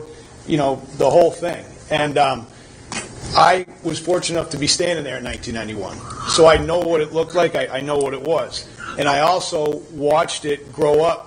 Over 35 years and become what it did. And I was there, and I was fortunate enough to have permission from the former owner, Mr. Larrabee, to let us ride in there and recreate and ride our vehicles. So when we went in there trying to create this, it's so clear when you go up there, and anybody's, you see the old, and he actually had it broken up into a lot. So the stuff that grew since 1991 might be, the size of my forearm max, okay? And most of it was just little saplings that struggled to grow in a sandy, gravelly environment, they didn't thrive. You can see the perimeter where you get into all these big mature trees that are like the size of a steering wheel on your car, or a little bigger. Those weren't touched, and those aren't going to be touched. We simply brought this back to what it was, but with respects to the neighbor, we talk about being kind and being neighborly. A huge, couple 100-foot plus buffer was left and will be left all the way down towards that Old Hampton Road. When you go up there, you can see all the small little stuff on that southern side. We left it alone, and we're going to leave it alone. That's why the whole thing of this and the beauty, you can't see it. Doesn't matter where you are. Some people might hear some stuff, but we address that with the potholes and the trucks going up and down. And again, to reiterate, and back to Jen on the comments you had about the blasting and stuff, that's in Massachusetts under jobs that we're doing. And the only reason why it's pertinent to this hearing and to the board is that those jobs that I do in Hamden, Massachusetts on South Road are closer to some of the people that are here and some of the concerns than this particular spot, which we're asking for the special use permit. And not only are they closer, they can be seen. So, of course, when we're up there working and blasting and hammering and drilling on Massachusetts job sites where people have hired my company to install pools up in the mountain, it's heard, and it's heard very well, loud and clear. I heard the question about the percentage of what trucks go all the way through versus what go up into this area where we want to consider the special use, and I can certainly provide that to the best of my ability. But I just wanted to touch on to the fact that there's no damage or any type of reputable harm. These are just saplings that it looks great on the map and in aerial and stuff. It's just opening up saplings less than half of what it was in 1991. So although it might look impressive from the sky, it's not, and there's nothing changed, or there's no forest or habitat or anything taken down. You know, there's areas on that property that they call them the caves, and some residents in town that, you know, are older than myself and have a lot of knowledge tell me that a lot of dens and bear dens and all kinds of cool wildlife habitat and up in those areas where there's ledge and stuff. When you get up, Pete mentioned the elevations. Once you get up over 600 feet, 650 foot elevation, we're working down right around 580 feet, and we're nowhere near any of that stuff. So all that nature and all that stuff, that's preserved the same way it was in 1965, and it's not being touched. So I just wanted to clear onto that. So thanks, Brady. Yep. Mr. Giuliano, if you don't mind, I do have one question. You had mentioned earlier in the record that you said it was a finite effort. Yes. Do you mind just elaborating on that so we kind of understand what you mean? The property is only as big as it can be. There's only going to be as much stone that there can be. Can you just give us maybe a little bit more of a landscape of what you think finite will be and how it pertains to a one-year application? Yeah, I think what we're looking for, we can have out of there well within a year. And that's what I mean, is there's only a certain amount of boulders. We're not looking to go dig into the ground and harvesting boulders and make this a lifelong mission or anything. This is just an opportunity. Why I'm going up there to create this area for the recreation that I want, myself, my family, and my friends. I saw it a great area to grab some boulders. They were in the 60s, 70s, and 80s, and early 90s, they were pushing up big piles of spoils that they didn't want. And it's not an unlimited amount. I mean, they're just a few piles here and there, but a few piles that were pushed up by a gravel operation over the course of 30-some-odd years back then, you know, they generated a lot of boulders. And we're interested in those boulders, and we feel we can get them out of there in a very short period of time and get everything restored, you know, back to the way that it needs to be. I think some of the comments on, you know, other addresses, this is an odd number on the left side of the road. On the right side of the road is a waterway, Thrasher Brook. It originates in Palmer, Massachusetts. So yes, if you're going north on Old Hamden Road and you're looking to do stuff on the right-hand side or the easterly side of that road, yes, there is more wetland and stuff like that. But there is no wetlands on this piece or anything of that nature. The wetlands agent, to my knowledge, visited the site and maybe made a comment maybe on the roadway leading up, some erosion control could be put in place. That's fine. Whatever we got to do, we're happy to do it. I mean, that's what we do for a living in our regular job. So if we got to do some erosion control, you know, we're happy to. Thank you for clarifying. Anything else?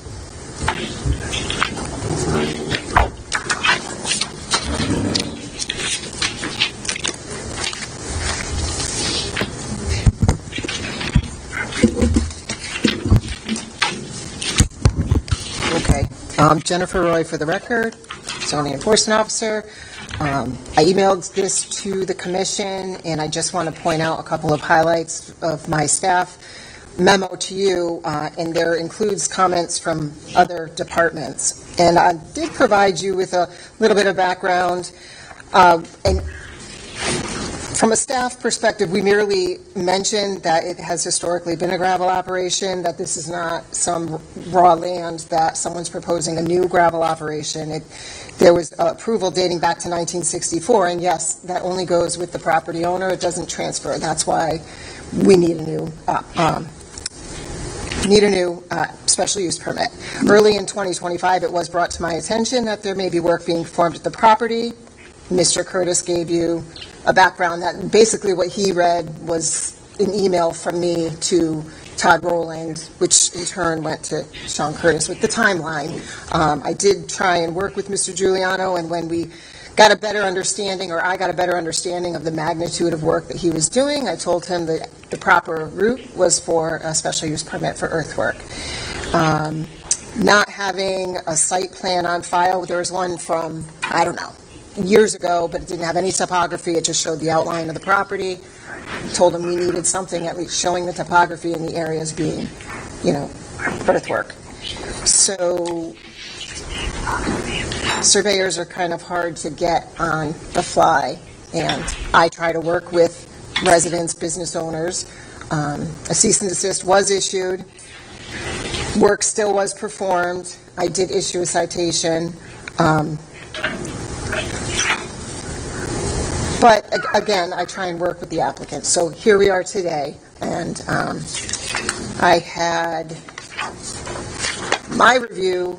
It's a little lengthy paragraph. I won't read it, but I would definitely recommend appropriate bond, restriction on the hours and days of operation. 7:30 to 4, I think, is reasonable, and Monday through Friday, I think, is reasonable. We've historically given a special use earthwork permit to someone else doing a much larger operation, and he was able to work on Saturdays. I think that, this type of operation really should only be Monday through Friday, and our regulation prohibits it on federal holidays. Also, I asked for an anticipated completion date, which he said about a year, and an as-built survey will need to be provided at the end of the project. I had our consulting engineer, Jeff Board, review the plan, and his response was no apparent issues with the exception that a bond would be required. Todd Rowland, Director of Public Works, reviewed the site plan with no concerns, and I might just kind of add as a comment that I did make a note to talk to him about the culverts on the road because he would be the one to answer those kind of questions. Joanna Shapiro, she did visit the site with me, and she said that the earthwork is outside of the 100-foot upland review area, and I also attached correspondence from each staff member, and I want to point out that the correspondence from Joanna was a very detailed email to Mr. Barbo in response to his concerns, and she outlines in that email, which I've provided for you guys to review. Thank you. That's. Looks like there's something from. Oh, okay, yeah. Still from Joanna. It's the second to the last page. Okay. Where she was, outlining jurisdiction and deep, because he had concerns about deep, and her apparent perception was that it was outside of the 100-foot. Thank you. Thank you for all your work on that, Jennifer. I appreciate it. Can I get a motion to close the public hearing? I'll make a motion to close the public hearing for application 25-006. I'll second that. Any discussion? All in favor? Aye. To be honest with you guys, I doubt we're going to be able to make a decision tonight, just because we have another application. I'd like to get that started, the public hearing for that one started, so I don't anticipate discussing any more to do with your application tonight, okay?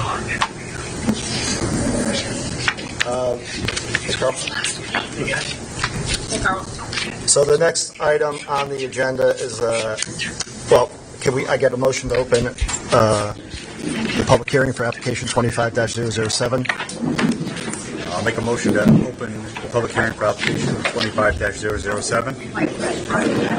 Mr. Chairman, can we take a 5-minute recess? Let the place clear out. And thank you. Thank you. Sure, George. Thank you, sir. Oh, is it up there? Yeah. I'm one of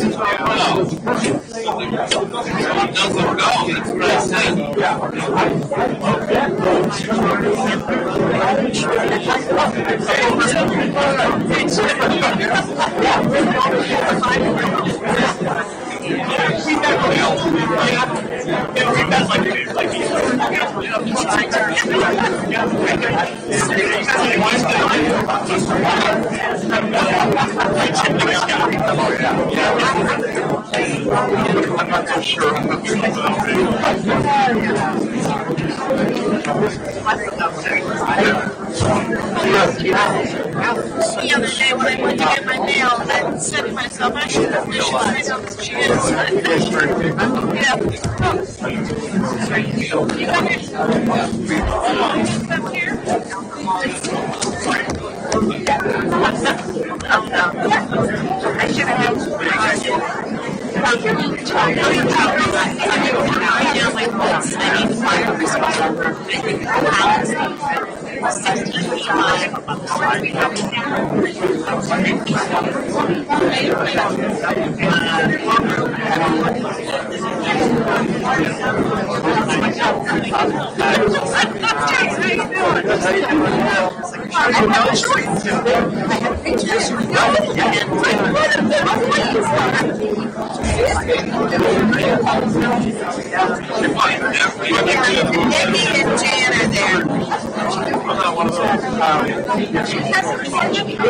He said Simsbury. I said, well, it's either she's with Georgette. She's on her second wife.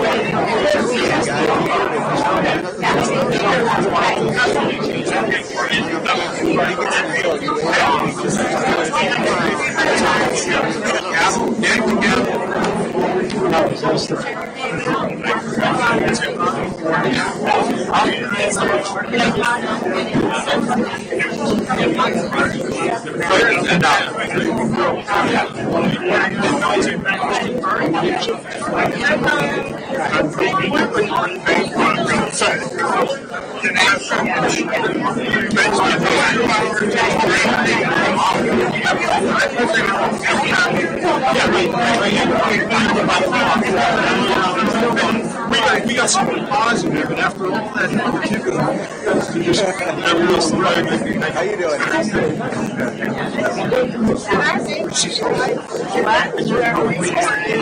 We're gonna get the meeting started in a minute or two, so. In front of you, Jan. Jan. They're right in the front rows.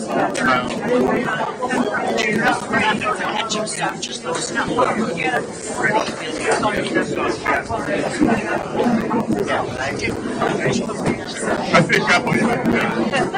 I'm out of here.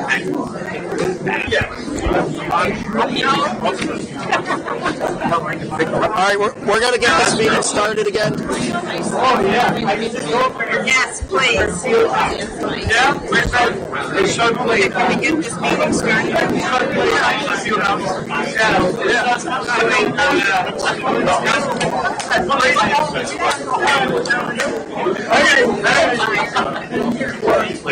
having a conversation, you just take it to the outside so we can get moving with the hearing. Yes, thank you.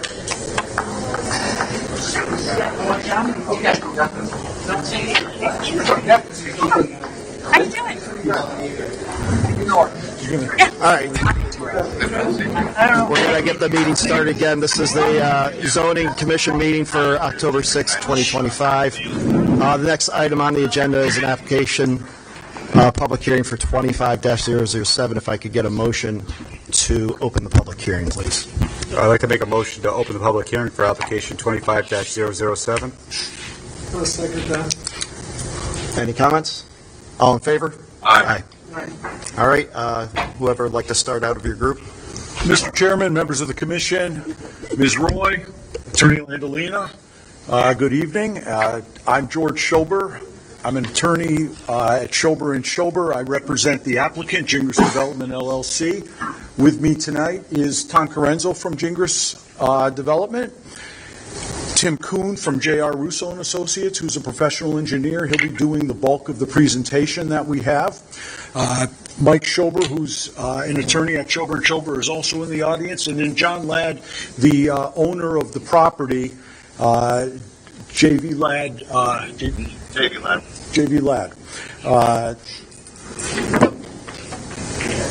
So we are going to be fairly brief. We're going to ask that the public hearing be left open as we still are in wetlands, and we won't be able to get approval from wetlands until November. So we will ask that the hearing be kept open tonight. We'll take all questions after we're done. We'll try to address any questions from the audience as well. So now I'll turn it over to Tim. Good evening. For the record, Tim Kuhn with J.R. Russo & Associates. I'm going to put up one.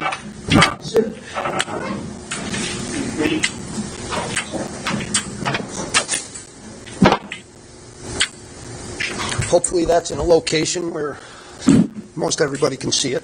I don't know if I can accommodate everybody, but so the subject property is located at 85 South Road, and it's the former location of Somerset Crossing Phase 2. Somerset Crossing Phase 1 was the development of the Geisler's Plaza that currently exists at 95 South Road, which is to the south of 85.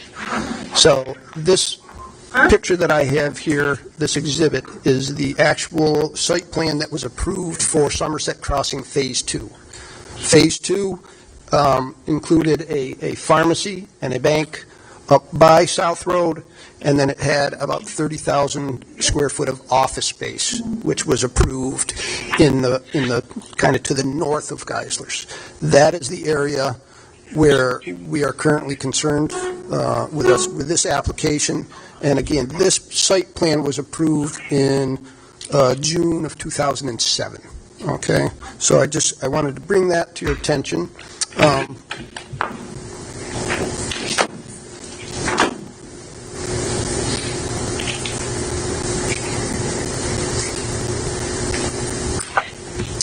So this is our proposed project area. It's about 4.25 acres. As I mentioned, it's just north of the Geisler's parking lot where the office buildings were previously approved as Phase 2 of Somerset Crossing. That area is for the most part cleared but currently undeveloped. We are abutted to the north, which is to the right on this page, and we are abutted there by the Shady Lake Active Adult Community. To the north, actually, and to the east, which would be the bottom of the page. Geisler's parking lot is to our south. There's a residence located to our southwest, which is the residence itself is up along South Road. And then directly to our west, in the kind of the northwest corner, which is other property of Mr. Ladd's, there's a stormwater management basin. That's the kind of the dark green area up to the northwest corner. That particular stormwater basin was designed and constructed to serve both phases of the Somerset Crossing development, including the existing Geisler's and the full build-out of Somerset Crossing Phase 2. Over the years, that basin has kind of reverted back into a wetland.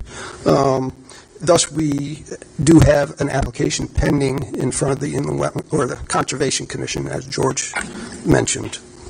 So what we're proposing is 25 residential townhouse units in 6 buildings. There will be 4 buildings that will contain 4 units and 1 building that will contain 5 units. Each unit will have a 2-car garage, and out in front of the 2-car garage, there will be an additional room for two more parking spaces. So we're providing 4 spaces per unit, which more than exceeds the parking requirement for residential. The access to the site will be through the existing paved driveway that serves Geisler's. And what we'll do is we'll pick it up at the end of the parking lot, and then we're going to create a 24-foot wide paved loop in the front of our residential buildings. There will also be an emergency gravel access drive, which you can see heading north from the site between buildings 3 and 4, and that heads out to Lake Drive. So that's our emergency access, and that will be gated, locked, and just the key provided for emergency services. The buildings will be served by on-site septic systems. All of the septic systems are kind of located in the central landscaped island, if you will. There's a gazebo there, but otherwise it's for the most part undeveloped other than our septic systems, which will be under the ground in that location. It'll be served by public water. There's an existing water main that cuts through the property through an existing easement from the Geisler's through to Shady Lake and Lake Drive. We will be relocating a portion of that and extending it around our loop so that it can provide service to all of our buildings. We'll be serving our site with an on-site drainage system. The runoff from the roofs and driveways will be collected via a series of catch basins and yard drains. This will be diverted into the existing drainage system, which at the northern end of the site, and ultimately discharge into the existing stormwater basin. As I mentioned, the basin was sized for the full build-out of this area. It was actually sized for a 60% impervious coverage, and we are only proposing 41% impervious coverage, so the basin and the drainage system is actually oversized for what we're proposing at this time. I did want to say that we will be adding some dry wells for the roof runoff, which was a request that was made the other night at the Conservation Commission meeting when we submitted our application. So that will be something that we will be adding to the plan in order to infiltrate some of the roof runoff from our buildings. Our site lighting will be limited to 6 pole-mounted LED fixtures, full cutoff fixtures, which are located on the interior around our loop driveway. These will be traditional type luminaires mounted on 12-foot high poles. There are some retaining walls being proposed around the perimeter of the site. There's one along the eastern, or the bottom of the page, the eastern property boundary, and some more along the northern, and I believe maybe one along the western as well, in order to accommodate some of the topography at the site so that we can reduce our grading and slopes. We've got some walls proposed.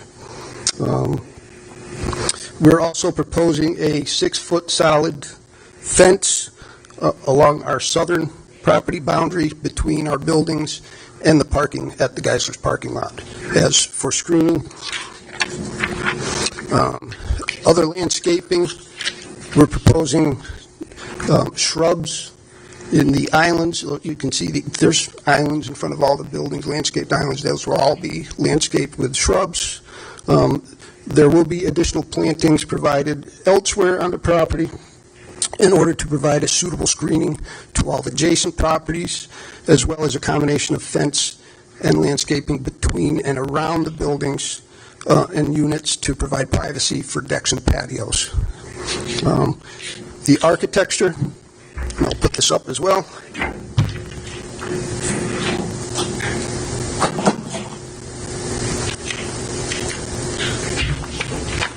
We've provided the architectural elevations. As you see, it'll be a two-story structure. This is a typical building. Two-story structure. There will be a full basement for storage. It will have gable roofs and gable dormers, asphalt shingles. There will be a combination of vinyl shingle siding on the dormers and then vinyl clapboard siding elsewhere on the buildings, with the exception of at each entrance there will be a stone veneer. So it's an attractive-looking building. I did receive, or actually late today, we submitted a traffic statement prepared by F.A. Hesketh and Associates, our traffic engineer. You probably didn't get a copy.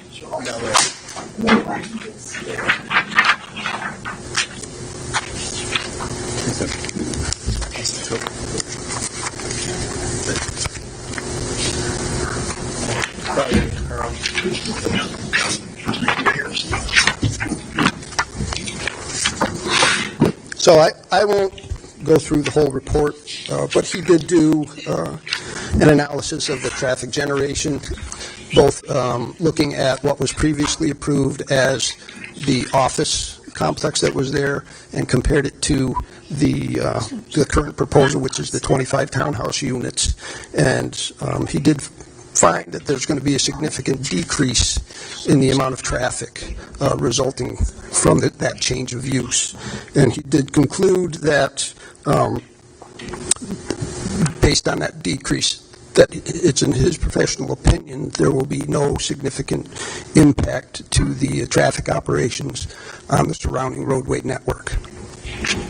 Okay. And finally, we did receive Jen's memo, which you'll probably summarize, I'm sure. But just to reiterate that we did, the application, the plans, and the drainage report were reviewed by the town engineer and found to be acceptable with no comments. In addition, the director of DPW also had no concerns. And in addition to the pending Concom application, we also are still waiting for review of our septic system as well. So with that, I'll turn it back over to George. So I did want to mention that these units are expected to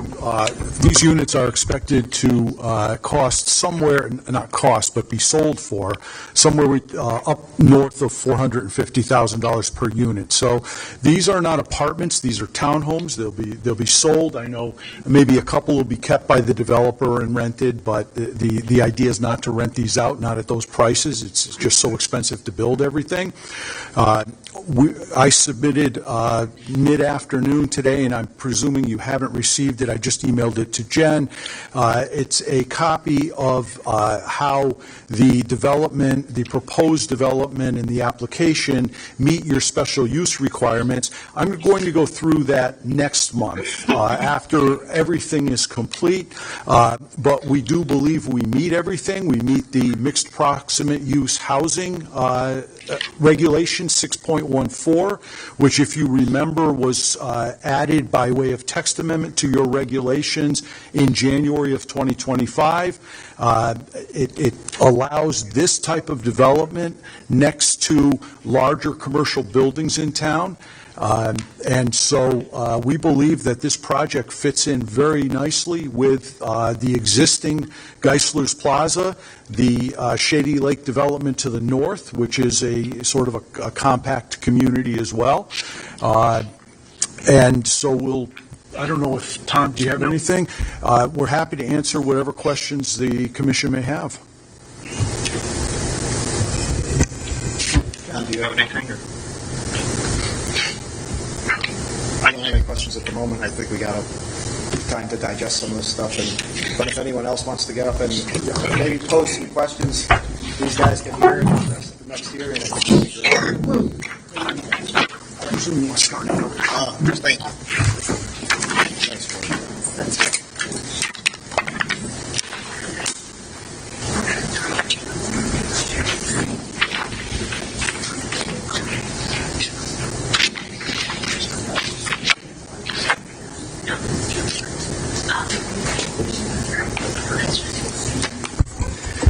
Good evening. My name is John Parks. I live at 37 Eleanor Road in Somers, Connecticut.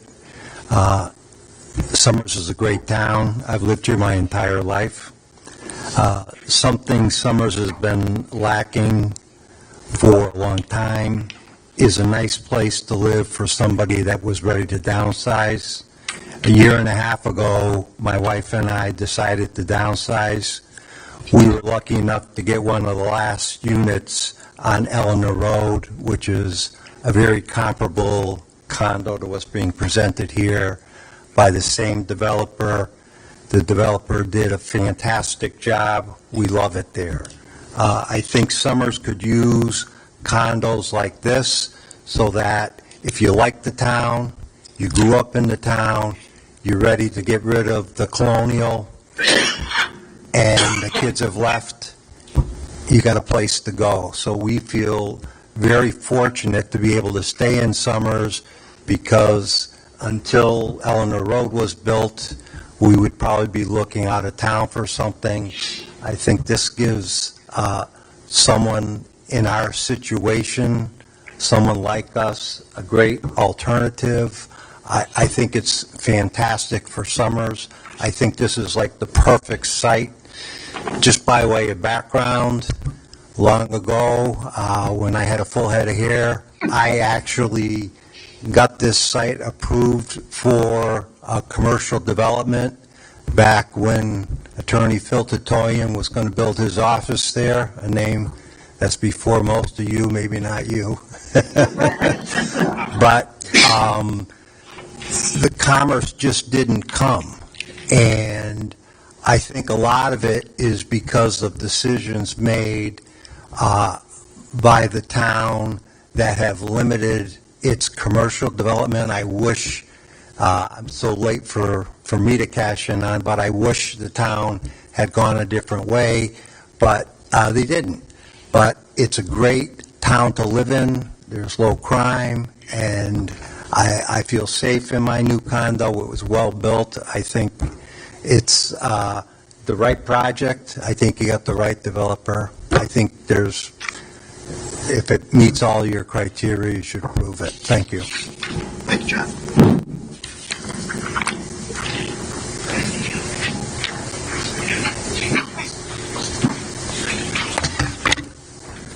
Hello, all.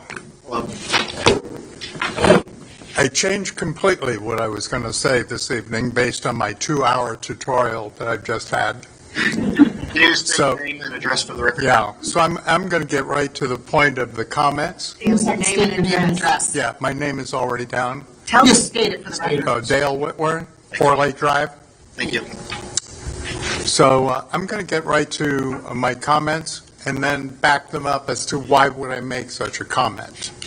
Okay? Thank you. So the comments that we would have and look to do, and it sounded like some of them might already be in the plans, if I heard correctly. First would be the replacement of our emergency road. The water line will be in Lake Drive.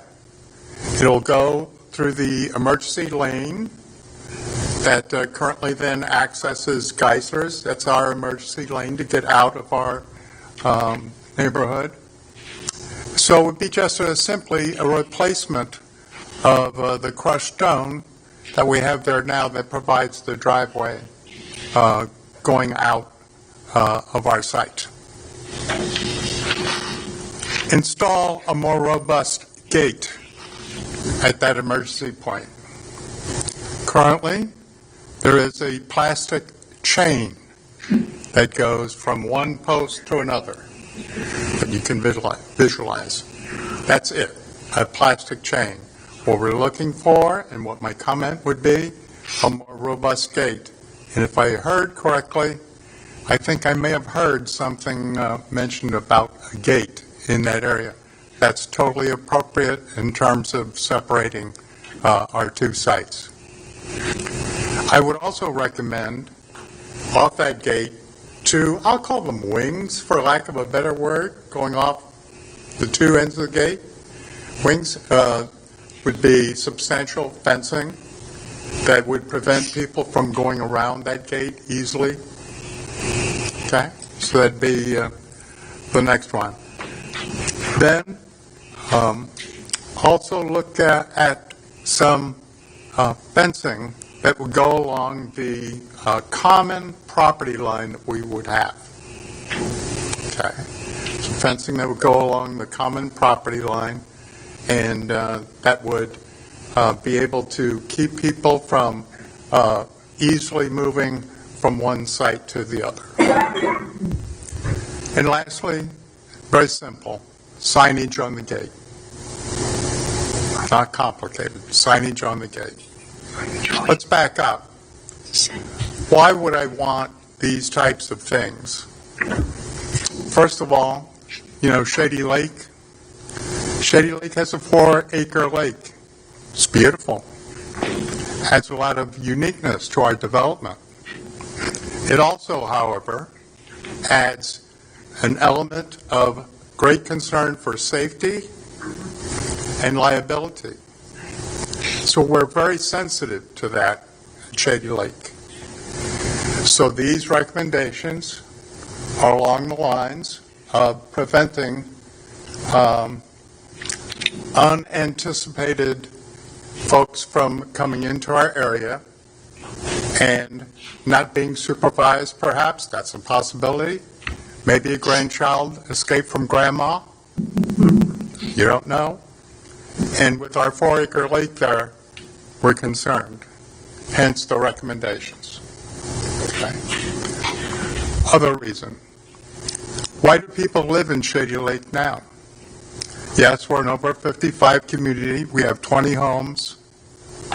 We have contractors that come in and do our grass, do our landscaping, do our plowing.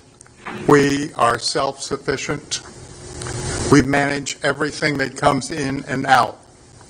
As part of that, then, provides the level of privacy that people are seeking within our community. Probably a major reason why most people are there. So these recommendations would be in the direction of maintaining that level of privacy that people have come to know, and the development being recommended, and not knowing much about the specifics of where fencing would be and whatnot, apart from what we're recommending here. Challenges that sense of well-being and sense of security on the part of our residents. And yes, it's true, we are an over 55 community, but we're an active over 55 community. Okay? Sort of. I don't know if you put that down in the notes or not. So I think that completes my requests, my comments, and hopefully they're straightforward enough that we can work together with Gingras and get them going. Thanks. Thank you.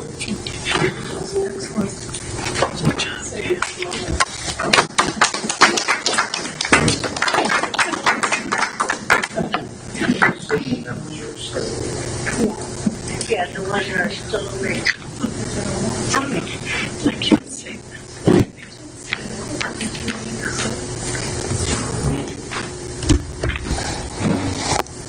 Hi, Samantha Bastrash, 58 Harness Drive. Just sign in.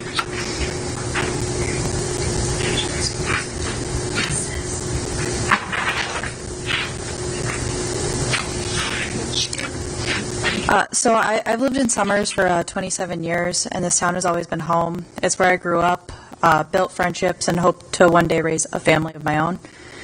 But like many people my age, I'm finding it harder and harder to afford to stay here. Housing costs have risen so much that long-term residents are being priced out of a community we love. That is why I am speaking in support of the townhouse proposal. This project would bring more affordable, quality housing options to Summers, giving people like me and others who grew up here a real chance to stay and contribute to the town's future. That's it. Thank you.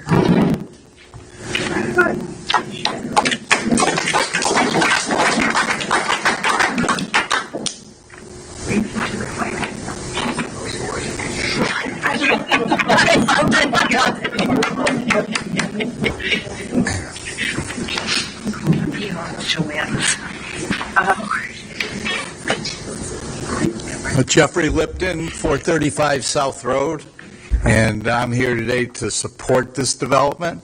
I think it's a great opportunity, as the woman before spoke. Even though they may be 450,000, average homes are around 600,000 or 700,000, so it is downsizing, even though it's basically keeping you with the quality of homes that we have in our town. I think the project fills a need, and it's in a perfect spot. It's not to bother anyone. And again, with the fencing and with the separation from the Shady Lake development, I'm sure that can be accomplished to the point where they feel secure that they're not being imposed upon by the new residents that are going to be moving in.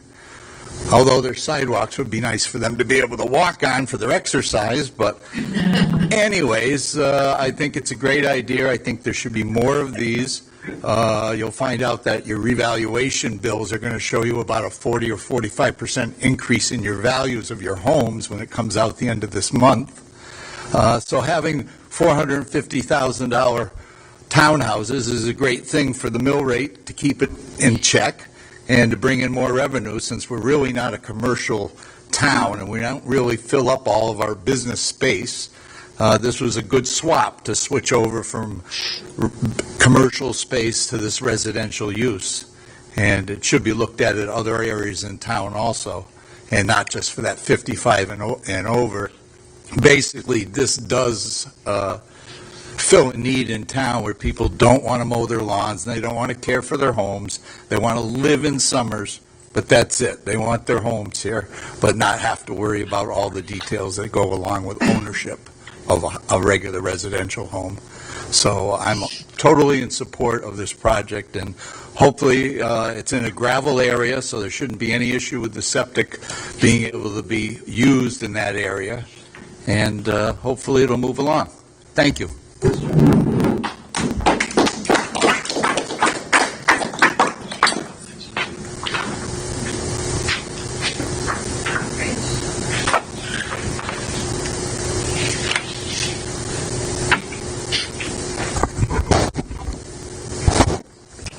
My name is Bud Knorr at 11 Lake Drive, Shady Lake.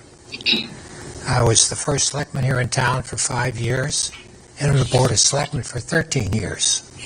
I know Tom Caruso, I know John Parks, and I know my friend Dale. I support this project.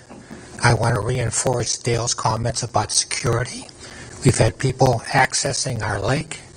It's caused us some problems in terms of legal ramifications, and I want to make certain that Tom addresses those issues. Again, I support Tom. He's a great builder. I'm very familiar with what he's done at Eleanor Road, and I suspect he's going to do the same thing for us at Shady Lake. $450,000 will add to our property values, and so, again, I recommend that this project go forward. Thank you.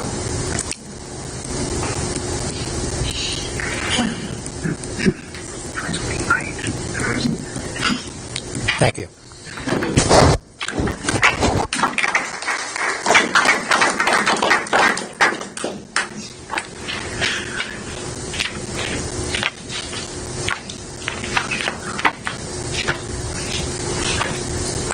I'm Jody Cox. I live at 28 White Birch Circle. I'm a realtor in this area, so I know a lot about property value. The layout respects existing neighborhood character. Subdivision will help meet local housing demand by adding quality homes that fit the market need. New homes will attract families and residents, strengthening the tax base without creating an undue burden on services. It's a great option for people who want to stay in town but don't want a house and a yard to take care of. So I'm fully in support of this. Thank you, Jody. She's a big time builder in town. She's a big time. She has her own business.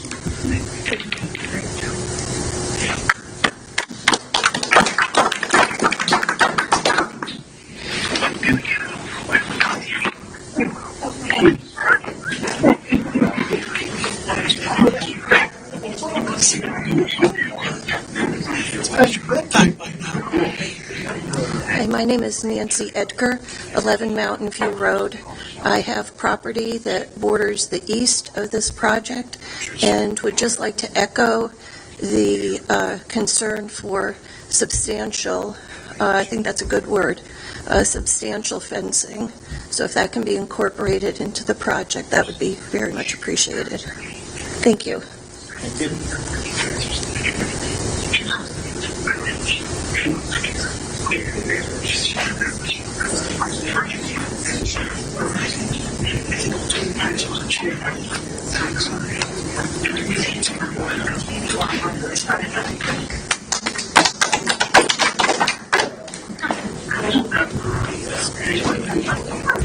Hi, I'm Dan Hinckley. I did 2 projects for Tommy and Summers. Summers Village. Huh? Your address. Oh. 178 Highland View Drive. Thank you. And you can drive through Summers Village and you can see the, what they did there, Gingras Development. So, and then Eleanor Road, everything, it speaks for itself, the work that they do. Thank you. Thank you.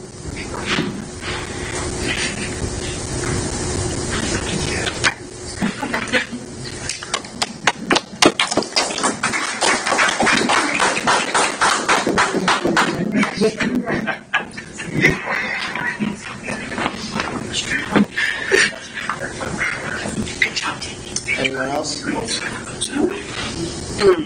We're going to keep the public hearing open. George. Yeah, public hearing open, and if I could request, your next meeting is scheduled for, I believe, November 3rd, which is the night before the election, and usually, or oftentimes, the town does not necessarily want you here and a whole bunch of people here while they're setting up for the election. And the Wetlands meeting is November 5th, which is Wednesday, and we can't get approval from you until after the Wetlands Commission renders its decision. So if possible, I know that my client has spoken to Ms. Roy about this. if potentially we could have a special meeting on November 10th, and you go ahead and cancel your November 3rd meeting, or have it if you wish, but if we could potentially have a special meeting where the public hearing was continued to on Monday the 10th, if I could be so presumptuous to ask for that, it would be greatly appreciated. I don't have a problem with that. Do any of you guys have issues with making it for November 10th? And I think we could still have the November 3rd meeting as well to finish up the other matter. Or we won't be able to because yes. Like in the slide. So the 10th, yeah. So the 10th would, yeah. We're not going to fit everyone in that. Right. So the 10th, does anyone have? Well, again, it would be a special meeting also, so it could start at 6 with you. Yeah, absolutely. One day. Can you make? You're not even looking at your calendar. Are you okay with that? Yep. Jane, you okay with that? I have a conflict. We'll have 3 of us. Just want me to give you the staff report so you guys can review it. I did give it to the applicant. Yes.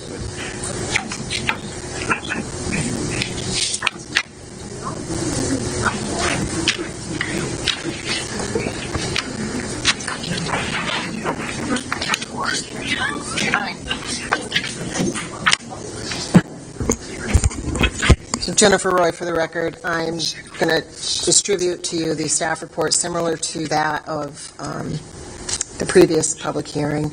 I've attached, I gave background, which they already, they gave you as far as previous approvals. But I did also attach Todd Rowland, Director of Public Works, reviewed the site plan with no concerns. The town sanitarian did review the plans, and it does generally satisfy the town of Summers regulations for subsurface sewage disposal and water supply. He did give a little more detailed plan review, which I attached and gave the applicant, and that all the development is subject to state and town health department approvals. And Joanna Shapiro, aside from going to the wetlands, she had required additional delineation, which was on there to go to wetlands, and she also provided the applicant with additional erosion control measures that she wanted to see. That's it. Yeah, in my review, it meets the POCD outline for, more diversified housing, and also, the parking is okay, and maybe a bond might be appropriate for the development and others. Thank you, Jennifer. Thank you for all your work on that. So, will we just need to make a motion to continue the meeting to... Date and time. Let's, should we do a motion to set up a special meeting? Sure. You're going to state that in your motion that you would like to continue this To a special. special meeting. Okay. November... 10th at 6 p.m. Okay. Does anyone want to give me that motion, please? November 10th at 6 to continue this public hearing. I'll make a motion to extend this public hearing for application 25-007 in a special meeting on November 10th at 6 p.m. Okay, a second? I'll second that. Discussion? All in favor? Aye. Should we make a motion to cancel the November 3rd meeting? No, just do it. And then, a special meeting, you can only talk about what's on the agenda. I can, add I think we can add the stuff from earlier. the other application. Yes, please. Yeah. So you do need a motion for table during discussion.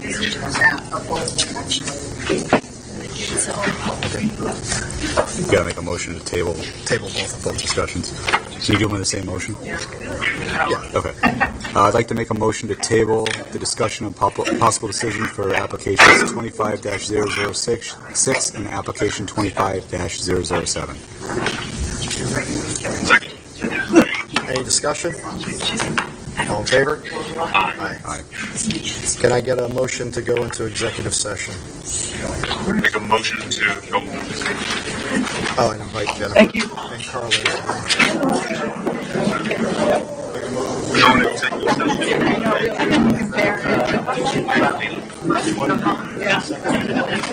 Second that. Executive decision over and no decision was made? No votes taken. No votes taken? Sorry. Okay. Is it a motion or is it just, you just make a statement? Okay. You say it? So does he? All right. It's 9 p.m. We return from executive session. No votes were taken. Next item on the agenda is the approval of minutes from September 2nd, 2025. I'll make a motion to approve the minutes from September 2nd, 2025. I second. All in, discussion? All in favor? Aye. Can I get a motion to adjourn? I'd like to make a motion to adjourn today's meeting. Second. Discussion? All in favor? Aye.